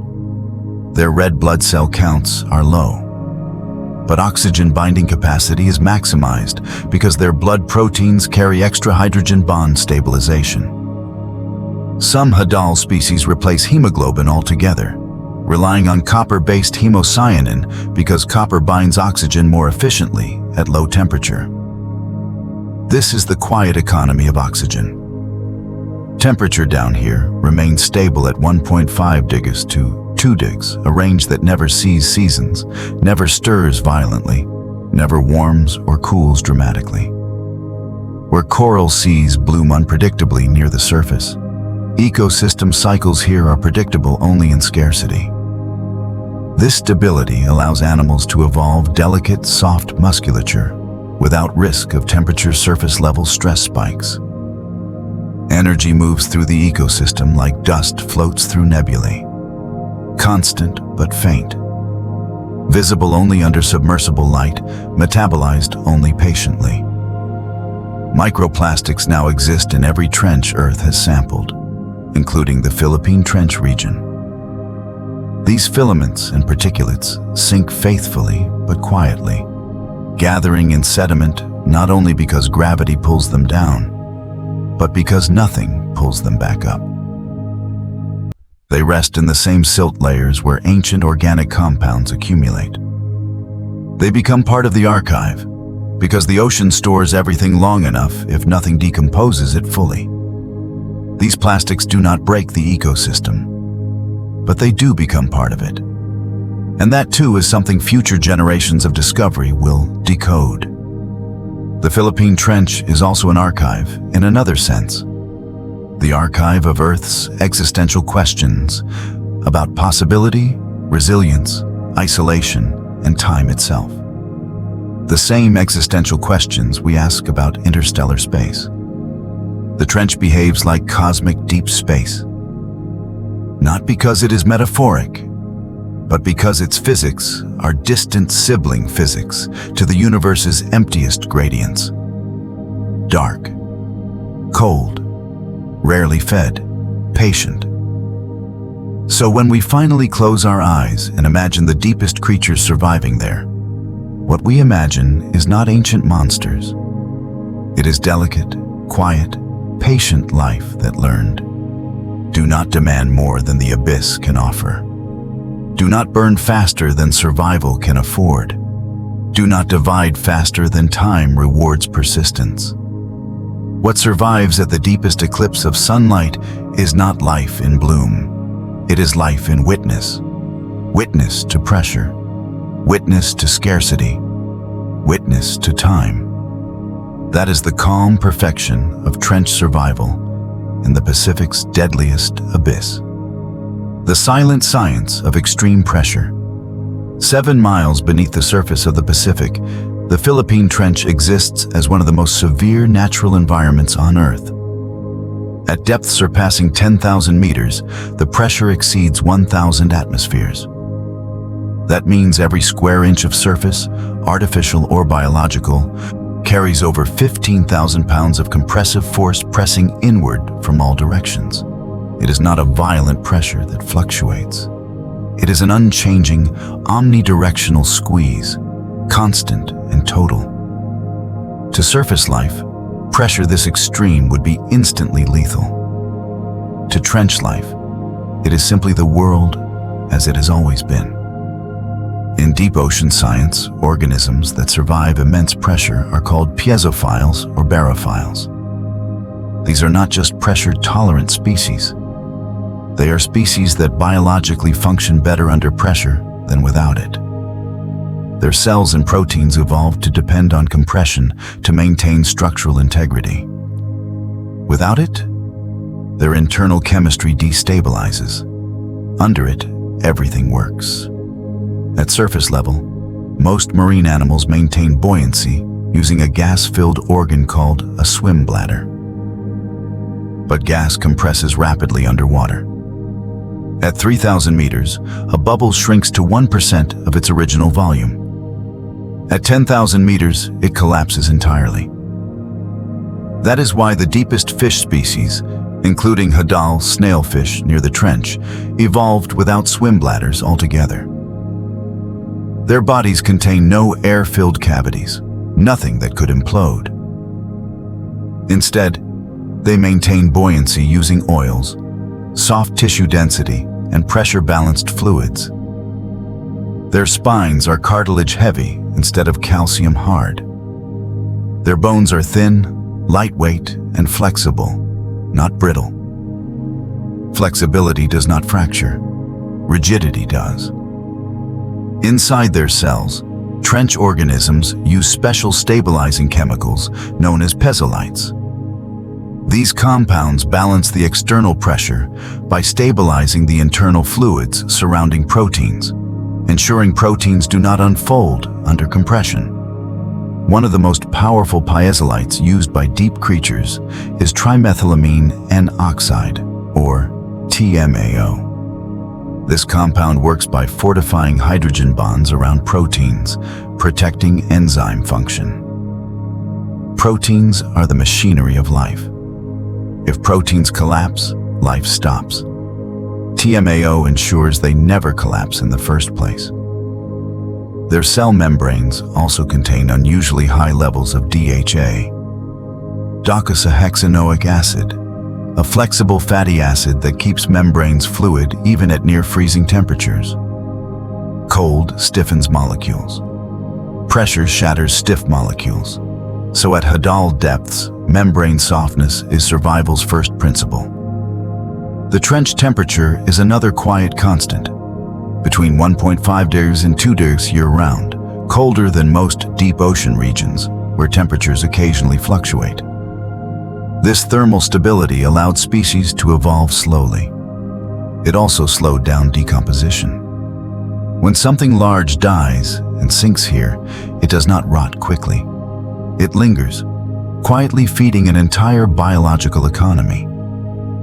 Research landers that descend into the trench deploy with silent, free-falling iron ballast, weights designed to detach at extreme depths. These ballast blocks fall to the seafloor as non-recoverable markers, becoming part of the trench sediment over time. They are metal sacrifices to physics, not failures, surrendering weight so the lander can survive intact. One of the most accurate ways to measure a trench this deep without direct manned visitation is multi-beam echo-sounding sonar. This technology reads seafloor topography like eyes reading stars, using deep acoustic pulses to map the Earth's submerged extremities. The trench's deepest recorded depth, known as the Emden Deep, is approximately 10,540 meters, though precise readings can vary slightly based on location of sonar pass and sediment tilt. The true bottom is not a point. It is a corridor, varied gently by plate tectonic geometry. Though not volcanically active like some other Pacific trenches, the Philippine Trench does have occasional microhydrothermal seep zones, where tiny crustal cracks release minimal sulfur or methane plumes. These plumes are faint, but trench microbes harvest them chemosynthetically, building biomass not from sunlight, but chemical oxidation. Light never reaches the bottom naturally. Even submersible lamps scatter into fog-like particulate veils only meters ahead. That scattering effect is due to sea salts, sediment, and particulate suspension layers. But long before visibility collapses fully, biology shifted eye reliance toward pressure differential sensing systems, chemical smell mapping, and vibration receptors that detect food, carrion, or motion gradients kilometers away. In this kingdom, survival is chemistry, physics, and evolutionary patience. Every membrane, protein, and fluid pocket evolved a quiet agreement with constant compression. It is not survival against nature. It is survival because of nature. The deepest archive: carcasses, wood, and unseen banquets. Life in the deepest trench systems is powered by what falls downward, not what grows upward. Food reaches the bottom of the Philippine Trench the same way inspiration reaches your surface world, softly, unpredictably, and filtered through thousands of layers before arrival. The primary food delivery system here is marine snow, microscopic organic particles drifting down from the sunlit zone above. These particles form from dead plankton, shed microskeletons, mucus aggregates, fecal nutrient pellets, bacteria-rich clusters, and organic dust. The deeper the snow goes, the more mouths intercept it, leaving only a faint drizzle behind for trench residents. But drizzle is enough if biology budgets correctly. Marine snow particles take 3 to 14 days to sink 4,000 meters, guided slowly downward by thermohaline gradients. But the Philippine Trench floor lies twice as deep again, so only a small fraction ever makes it there. That fraction becomes currency for sediment sifters like hadal amphipods. Amphipods are the trench's most abundant visible scavengers, though visible requires artificial assistance. The most iconic hadal amphipod species ever documented, thriving at extreme trench depths, is Gigas. These amphipods devour whatever reaches the trench floor, including rare plant matter such as forest driftwood logs that sank from rivers and coastal slopes above. Wood survives the descent because it lacks gas cavities that implode, and because its fibers sink slowly but reliably. Whenever such a log arrives in hadal country, amphipods treat it like feast, digesting it with specialized cellulase enzymes that remain functional at pressures above 100 MPa. They evolved shells fortified with aluminum-based composite layering, which prevents brittle fracture and allows elastic deformability under crushing pressure. Then there are carrion falls. When a large marine animal dies near the surface, gravity becomes the hearse. A whale, tuna, shark, or any megafauna enters vertical mortuary descent, falling for hours into the depths. Long before it reaches bottom, mid-water scavengers claim shares. Hagfish tear muscle, gulper eels take bites too large for themselves. Microbial colonies bloom across fat pockets. Deep sharks take portions where possible. But once what remains finally touches down in the hadal zone, something magical happens without spectacle. Scavenging becomes collaborative, not aggressive. A single whale fall landing in a trench floor can feed communities for months or years because cold slows decomposition. The carcass becomes layered microhabitats where amphipods swarm in slow, deliberate feeding circuits. Polycate worms tunnel into bones. Microbes coat skeleton surfaces, forming chemometabolic biofilms. And nitrogen-sulfur gradients leak into crust cracks to be oxidized and metabolized by methanotrophic and sulfide-focused microbial pathways. The carcass is not just meat. It is a structural food archive. Sediment layering matters immensely. The trench floor is coated in ultrafine silt, a mix of recycled organic matter, tectonic dust, weathered rock, metallic ion nodules, deep manganese trace blankets, fiber microfragments, ancient oceanic DNA residue layers, dissolved methane whispers, iron trace microdeltas, and now quietly, microplastics that sank faithfully and never rose. Everything that enters sediment becomes archive if nothing decomposes it fully. Unlike coral reefs, where predation balances ecosystems violently, the trench ecosystem balances itself economically. Creatures do not fight over every meal. They converge only when chemical gradients justify it. Predators such as hadal snailfish, northeastern Pacific relatives widely studied, rely on short suction ambush feeding instead of long chase hunts because metabolic energy cannot afford roaming. Their hearts pump slower. Their gill membranes filter oxygen efficiently through cold water. Their bodies lack imploding cavities. Their eggs are large, yolk-rich, pre-adapted to pressure from early embryonic folding stages, ensuring proteins fold correctly from the beginning, not repaired later. The trench also contains acoustic ecosystem archives. Sound travels at low-frequency murmur speeds. Hydrophones detect tectonic echoes weakly arriving from 4 crustal plates converging above. The Philippine Sea Plate, Eurasian Plate, and Pacific neighbor micro-boundaries quietly grinding. Life is not disrupted by this sound. It evolved to read it rootlessly the way some animals see vibrations across a long corridor of hydrostatic pressure. One of the most humbling realizations when studying trenches is this. The deep ocean feels the surface only when chemistry or remains sink far enough to matter. If the surface ocean changes, carbon cycle, plankton blooms, plastic drift, industrial residue, ship filament shedding, oil trace differentials, the trench will archive it eventually. The Philippine Trench is silent proof of one thing. Isolation is not emptiness. Isolation is patience. The creatures here are not ancient monsters roaring. They are are descendants of the quietest evolutionary engineers, species that learned to cooperate with crushing pressure because life that resisted did not adapt. Life that adapted did not resist. Human encounters with the last frontier on Earth.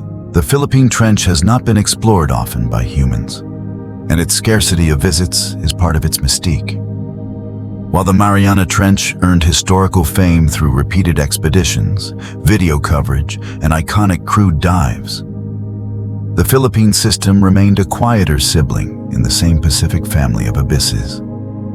Yet the difficulty of visiting does not diminish its scientific value. If anything, it has amplified it, because rare environments sampled rarely become nature's most valuable libraries. To encounter this trench is to encounter gradients of challenge and curiosity that science has only just begun decoding. The story of human descent into deep ocean trenches began with the realization that depth is not water, but engineering diplomacy with physics. The first tools launched toward trenches were not submersibles, but sonar systems mounted on ships. Early trench explorers used single-beam echo sounders, later replaced by multi-beam sonar, which maps depth contours across wide seafloor regions, creating detailed 3D bathymetric readings. The trench's shape was sketched long before its species were sampled. Without seeing the bottom, we learned to listen for the bottom. The next step was autonomous landers. These are heavy metal frames that carry instruments sealed inside pressure spheres filled with oil or reinforced electronic casings. Landers fall downward under controlled ballast weight and stabilize after touching governed depth through iron ballast attachment. These ballast clamps and blocks fall away irreversibly, sinking into the sediment and often dissolving into metallic equilibrium over time. The lander does not stay connected to humans by wire. It stays connected by programming. At 10,000 meters, cables are risk, drag, and weakness. The safer option is autonomy. The only manned dive to the Philippine Trench was in 2020 by American explorer Victor Vescovo aboard the deep submersible DSV limiting factor, which reached a depth of 10,045 meters in the Emden Deep, the trench's deepest known point. This vessel is a titanium pressure sphere, submersible engineered for pressure tolerance 1,000 atmospheres. Unlike traditional documentaries imagining deep ocean dives like plunges into chaos, real trench descent is quiet. Slow ballast pacing, pressure equalization curves, oil-buffered electronics, sonar-coded acoustics rather than radio, and symmetrical hull geometry that avoids stress focal points. The dive was not loud ambition, but scientific data harvesting. What did humans find when a human finally sank there? Two important things. One, life existed, but sparsely. Two, microplastics existed too. Even there, Victor Vescovo not only reached Emden Deep, but also discovered a plastic bag and candy wrapper at 10,045 meters. Silent proof that even Earth's most isolated points are slowly becoming archives of human material descent as well. Plastic is not native to trench biology, but it is native to Earth's surface. So gravity sends it downward reliably, unbroken in sea cycle logging meaning. The deeper technology does not struggle with temperature only. Pressure is the enemy. Submersible lamps have low flicker LEDs to avoid pressure harmonics because flicker induces resonance stress. Batteries are encased in oil-compliant jackets. Cameras are spherical because flat surfaces crack. Pressure spheres are tested repeatedly in smaller simulated pressure chambers before launch. Everything must be symmetrical, or physics wins. The descent speed itself matters. Vescovo's recorded dive pacing was roughly 2.5 hours downward, not fast, and almost 4 hours upward because decompression risk and ascent pacing echo diver pressure mathematics. Gradual pressure normalization must happen both ways. Sonar mapping from ships revealed another important characteristic. The Philippine Trench is deep but narrower in geometry than Mariana, with steeper slopes, unstable terraces, and tectonic friction points on sides, making descents riskier compared to trenches with volcanic vent support. Here, the ecosystem is not assisted by volcanic oxygen thermal chimneys. It is assisted by evolved adaptation and sediment capture only. Because expeditions are rare, most Philippine Trench biology findings come from landers, not manned dives. Landers baited with mackerel or squid often reveal swarms of amphipods, not visible from afar. These creatures converge only when chemical gradients justify the meal, their movement echoing low-frequency hydrostatic ambush protocols.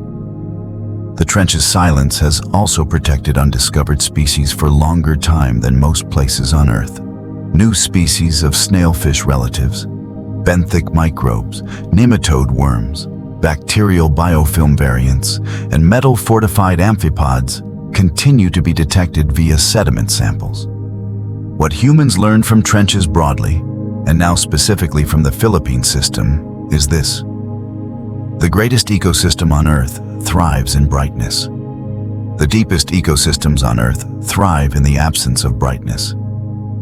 The machines that reach the trench, and the scientists narrating its science quietly, are not villains against physics. They are diplomats with physics. Descending slowly, symmetrically, and humbly, sampling Earth's last frontier like libraries sampling stories, read later, far from darkness, without ever requiring the world below to shout its presence upward. Because the trench does not change for visitors. Visitors must change for the trench. Strange creatures, stranger science, records from darkness. To ask what survives in the Pacific's deadliest abyss is to ask the wrong question at first. Not because the question lacks allure, but because nothing deadly survives deadly. Only life optimized for long compression survives compression. The Philippine Trench ecosystem is a testament not to survival against death, but survival against time, darkness, pressure, and scarcity. The hadal zone is a world ruled not by waves, but gravity. Everything that reaches bottom sank irreversibly. Ancient plankton skeletons, bacteria-rich mucus, iron oxide particulates, wood fibers from inland rivers, deep ocean nematode worms, snailfish eggs, microbial sulfur oxidizers, even synthetic microfibers shed quietly from ship cargo clothing or coastal textile waste. What sinks becomes archive if nothing decomposes it fully. The deepest fish confirmed thriving near or below 8,000 meters in the trench system's wider hadal family are snailfish of the genus Pseudoliparus, relatives of Mariana snailfish, but ecological parallels apply here. These fish appear gelatinous, bone-light, gasless, and slow twitch. They are apex predators, not through chase, but brief suction ambush feeding events, where the mouth expands, water rushes inward, and prey vanishes into engulfment instead of struggle. The deepest confirmed animal ever recorded alive at Philippine depths via lander and hadal relatives are amphipods, especially Hirondella gigas-class scavenger relatives, which devour carrion, driftwood, and organic sediments. Their exoskeletons contain aluminum and metal-laced reinforcements scavenged from seawater for deformability under pressure. Their enzymes digest wood fibers using piezo-functional cellulase, meaning they chemically thrive under high pressure, not collapse under pressure. Then come worms. Hadal polychaetae worms, nematodes, foraminifera, and benthic annelids live buried in silt, emerging only rarely unless chemical plumes indicate carcass arrival. Near large carrion falls, they bloom energetically for weeks, tunneling bone and tissue, opening surfaces for microbial colonization. The most abundant life here, however, is microbial. These piezophilic microbes dominate biomass, energy cycling, reproduction, gene exchange, sulfur oxidation, methane trace harvesting, iron chemosynthesis, mineral microprocessing, layered sediment decomposition, minimal theory, pressure enzymatic reinforcement building, horizontal gene transfers quietly sampled by plasmids, DNA replication, minimal economy cycles, hydrogen bond stabilization chemistry emerging under pressure, RNA replication slow pacing, chemosynthetic sulfur minimal harvest economics, carbon trace breakdown cycles guided by iron oxidation microdeltas, deep ocean archaea clustering and symbiosis networks, microbial sulfur oxidation, quiet economy, metabolic energy, minimization survival arcs, gradient co-authoring with geology without ever resisting compression, molecular survival networks that drift across 10,000 meters, not like spears, but like falling cosmic dust. Temperature here governs aging and decomposition. The trench's average temperature is not just cold, but stable cold, around 1.5 digs to 2 degrees, a realm so thermally uniform that biological systems no longer waste ATP energy on temperature feedback loops. Metabolism is slow but efficient. Aging is slower. Growth is slower. Healing is slower. But energy use efficiency is maximized. What about oxygen? Oxygen is minimal here, but not zero. The oxygen minimum zone isolates surface biology's reliance on enriched circulation pumping feedback arcs. But deeper than 8,000 meters, oxygen stabilizes faintly again due to thermohaline mixing. Creatures extract oxygen with optimized membrane transport, or abandon it for sulfur mineral oxidation altogether. The trench ecosystem also archives human footprints quietly. Microplastics were once surface-only problem, but trenches faithfully collect them too, because gravity never negotiates. Plastic does not biodegrade quickly this far down, so it becomes part of sediment, part of the record, not part of biology, but part of the trench's archive. But what is louder than plastics or fish is realization. Life here did not simply survive the trench, it evolved because of the trench. Science sampling this trench is sampling a slow equation about necessary compromise. Do not build shells that cannot dissolve or bend. Do not fill cavities with gas that implodes. Do not metabolize faster than food drizzles. Do not swim farther than prey signatures. Do not expect light or warmth to return. Sense vibration instead of seeing shape. Recycle sediment instead of demanding plant bloom. Reproduce sparsely, but pre-adaptively. Cooperate with physics instead of resisting physics. The Philippine Trench feels deadly only when measured from the outside. From the inside, its survivors see it as normality's deepest form, as chemistry's unbreaking vault, where time moves slowly and energy reigns faintly, but enough for persistence. It is not dramatic abundance. It is elegant endurance.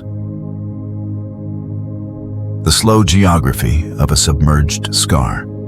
At the bottom of the Western Pacific, southeast of the Philippine Islands, the ocean floor doesn't flatten into simplicity just because it has grown dark.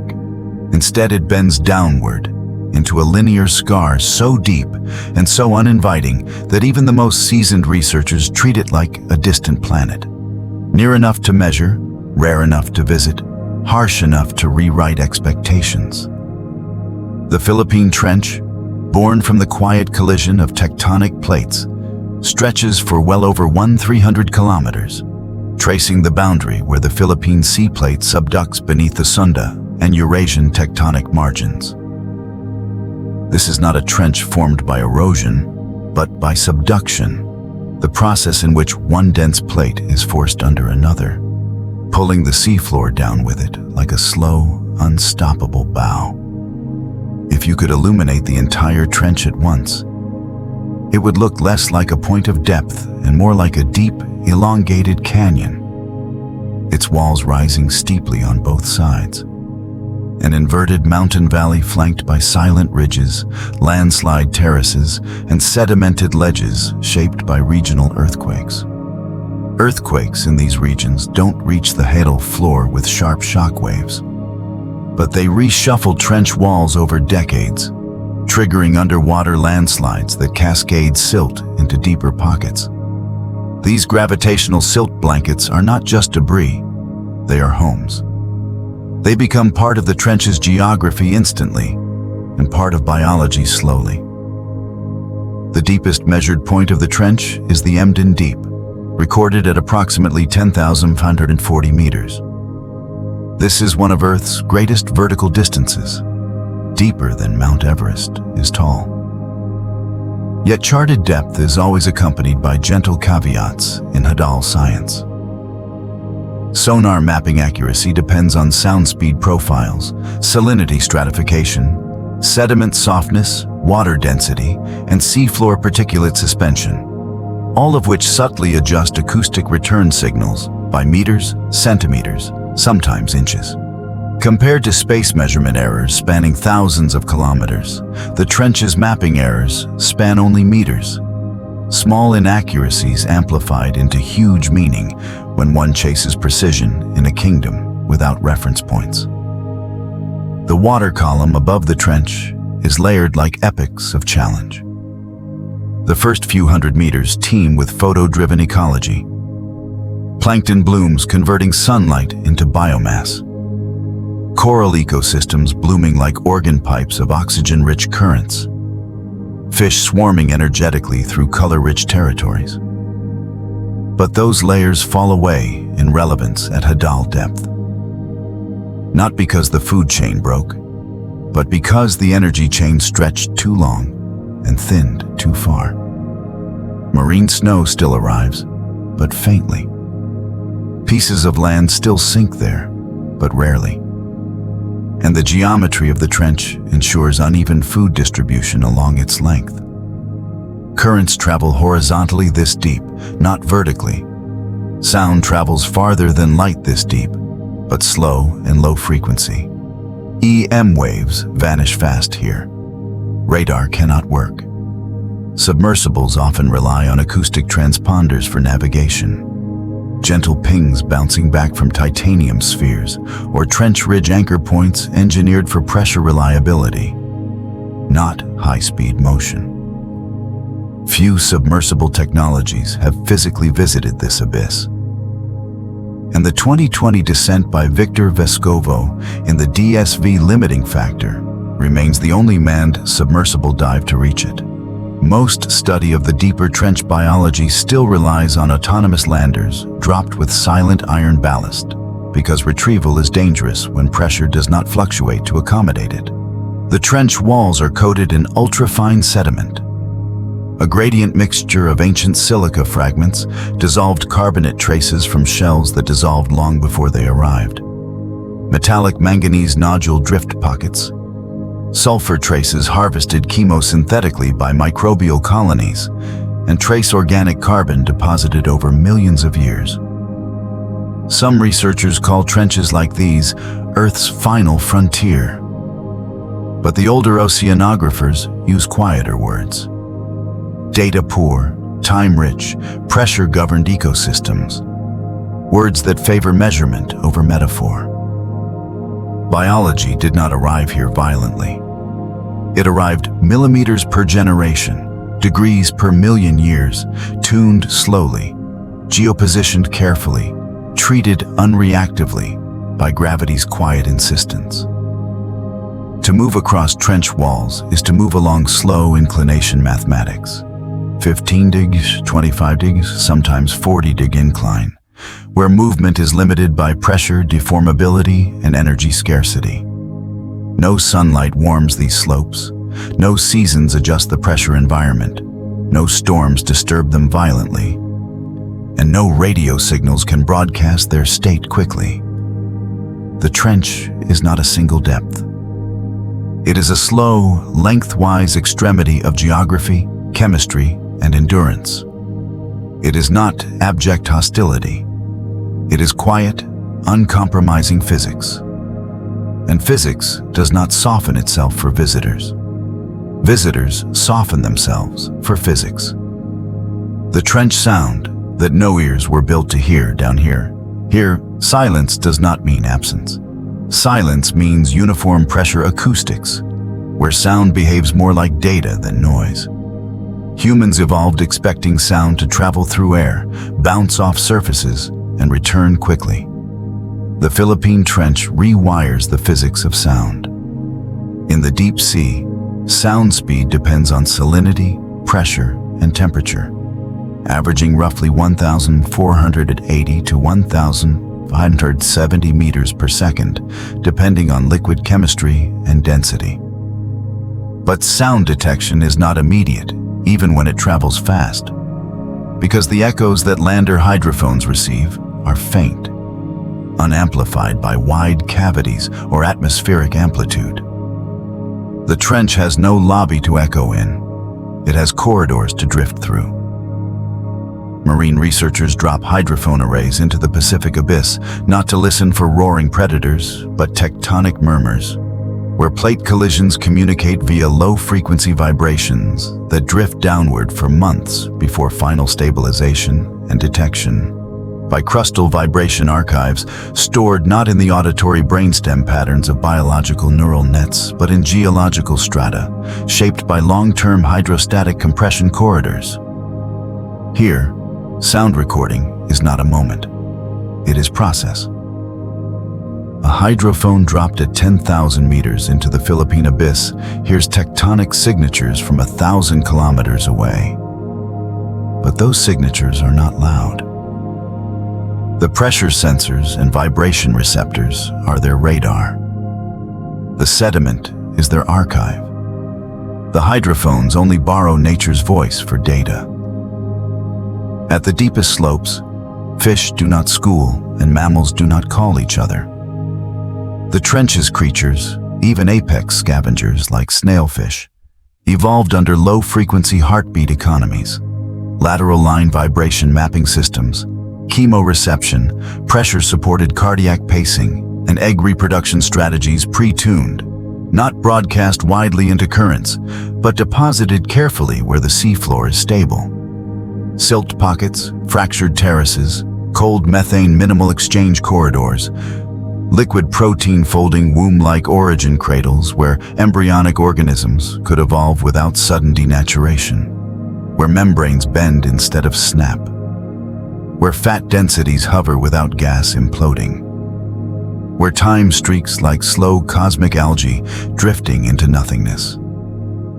Perimeter, except biology's need to belong under normality, deeper than any sunlight could read it. Even acoustic navigation mirrors biology's logic. Machines descend to adapt, not to conquer. Hydrophones map data, not territory. Ballasts dissolve into quiet crust archives, falling not through narrative, but inevitability. The deep that teaches science restraint. The Philippine Trench is a place that doesn't impress you by being loud or violent, but by being unmovable in its extremes. It is one of the deepest trenches on Earth and one of the least disturbed. Depth here is not an event. It is identity. The hadal world begins at 6,000 meters, a zone where survival means biological cooperation with pressure rather than resistance to it. When unmanned landers or rare crewed submersibles descend toward the Emden Deep, near 10,540 meters, they do so slowly, not because technology lacks thrust, but because physics demands courtesy. Sudden descent spikes create structural harmonics that materials cannot afford. Slow descent permits hydrostatic negotiation. At these depths, carbonate dissolves, gas cavities implode, electronics compress, and oxygen thins dramatically. So engineers like biology stopped asking how to overpower the trench and started asking how to cooperate with it. Pressure vessels are spherical. Buoyancy chambers are oil-filled, not air-filled.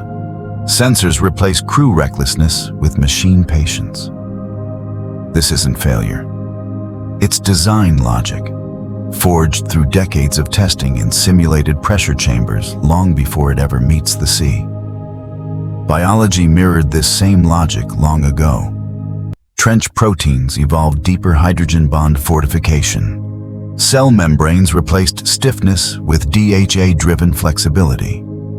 Oxygen carriers shifted from hemoglobin to hemocyanin, where cold chemistry favored copper binding over iron. Microbes learned chemosynthesis not through sulfur storms, but sulfur traces leaking softly through microcracks and subduction slopes. Worm populations recycled nitrogen gradients like archivists, turning pages slowly. Amphipods digested driftwood with piezo-functional cellulase enzymes that would fail instantly at surface pressure because they depend on compression to function structurally. Snailfish became apex predators without chase behavior, relying on short suction ambush feeding instead. Food reaches the trench floor mainly as marine snow, drifting downward from depleted surface ecosystems overhead. Nutrient particles take days to sink to abyssal plains, but only a faint fraction reaches hadal floors. But biology tuned itself to survive on that faintness, harvesting every nitrogen, lipid, sulfur, fiber, or protein signature that drifts within range. Carcass falls provide occasional flood-like nutrition circuits, but decomposition remains slow because cold slows decay enzymatic cycles. A 40-ton whale fall may feed ecosystems quietly for years. Even communication suffers conformity. Radio waves can travel thousands of kilometers in space, but barely kilometers in water. So deep communication is acoustic. Low-frequency pings received later, like spectral resonance analysis decoded by software, not heard by ears. The trench does not negotiate with radio. It negotiates only with sound. In short, the Philippine Trench has taught science one of its greatest lessons. The deeper something goes, the less arrogance it can afford. And that humility has become the most powerful tool humans have ever engineered for depth. Yet, even as metals and machines adapt silently for descent, the trench remains biology's domain, not ours. Its environment doesn't become warmer because we brought lights. It doesn't become softer because we defined it deadliest. It doesn't fluctuate to meet our curiosity. Curiosity had to learn to fluctuate to meet it. This is where science meets its quietest teacher. An environment older than urgency, deeper than light, and more constant than noise. Final transmission from a world without dawn. If the trench were to send a message upward, it would not sound like thunder. It would sound like absence. But absence is not emptiness. Emptiness is when nothing tries. Absence is when everything involved has learned restraint. The Philippine Trench has become one of Earth's most powerful natural time capsules. A place preserving the story of evolution, physics, current limitation, energy scarcity adaptation, and biochemical efficiency as the final core principles of existence in the deepest, darkest, coldest, highest pressure corridors our planet ever formed. No reef survives here. No tree grows here. No mammal calls far enough for an echo. No bubble expands far enough before collapsing. No sunlight ever warms a single grain of sediment. What remains is life that has evolved to treat the unimaginable as ordinary. Microbes that multiply slowly, scavengers that feed economically, predators that ambush briefly, hearts that beat calmly, shells that bend instead of snap, and ecosystems that recycle not only nutrients, but themselves. Every living thing here evolved a philosophy long before humanity ever gave it a name. Most deep trenches are visited yearly by data collection ships. The Philippine archive has been visited rarely, making it data poor but time-rich. What we know of it comes from sonar, landers, and one historic crewed dive by Victor Vescovo in 2020, whose vessel, limiting factor, touched 10,145 meters into Emden Deep. A plastic candy wrapper was found there too, a silent material fossil that sank reliably because gravity does not bargain. This trench is not Earth's deadliest place because it wanted to kill life. It is Earth's deadliest place because it learned not to spare weakness. Weakness snaps. Strength bends. Life figured that out quietly. What survives here are not giants. It is the small, the minimal, the optimized, the patient, the deforming, the unbreaking, the efficient, the sparse reproducers, the chemical recyclers, the low-oxygen diplomats, the pressure-functional specialists. The creatures that would fail on the surface because their proteins require compression to fold normally. In the deep, the extraordinary is not a deviation, it is expectation. Down here, even evolution moves slowly. Reproduction enters economy. Life discards what implodes, scavengers wait longer than we can afford, and the ocean keeps a record without knowing it is being read. So what truly survives in the Pacific's most terrifying abyss? Not monsters, not silence alone, not strength alone, but adaptation layered into compliance with physics itself. Life that cooperated with pressure instead of resisting pressure. Life that metabolized slower instead of dying younger.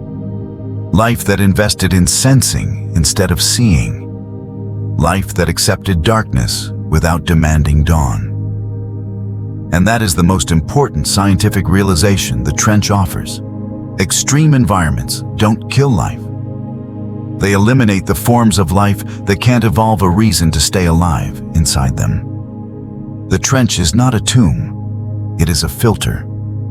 And through that filter, nature built a kingdom, quiet and unboastful, unchanged by light, surviving mostly unnoticed, streaming data upward only for those patient enough to request it and humble enough not to dramatize what never dramatized itself to survive.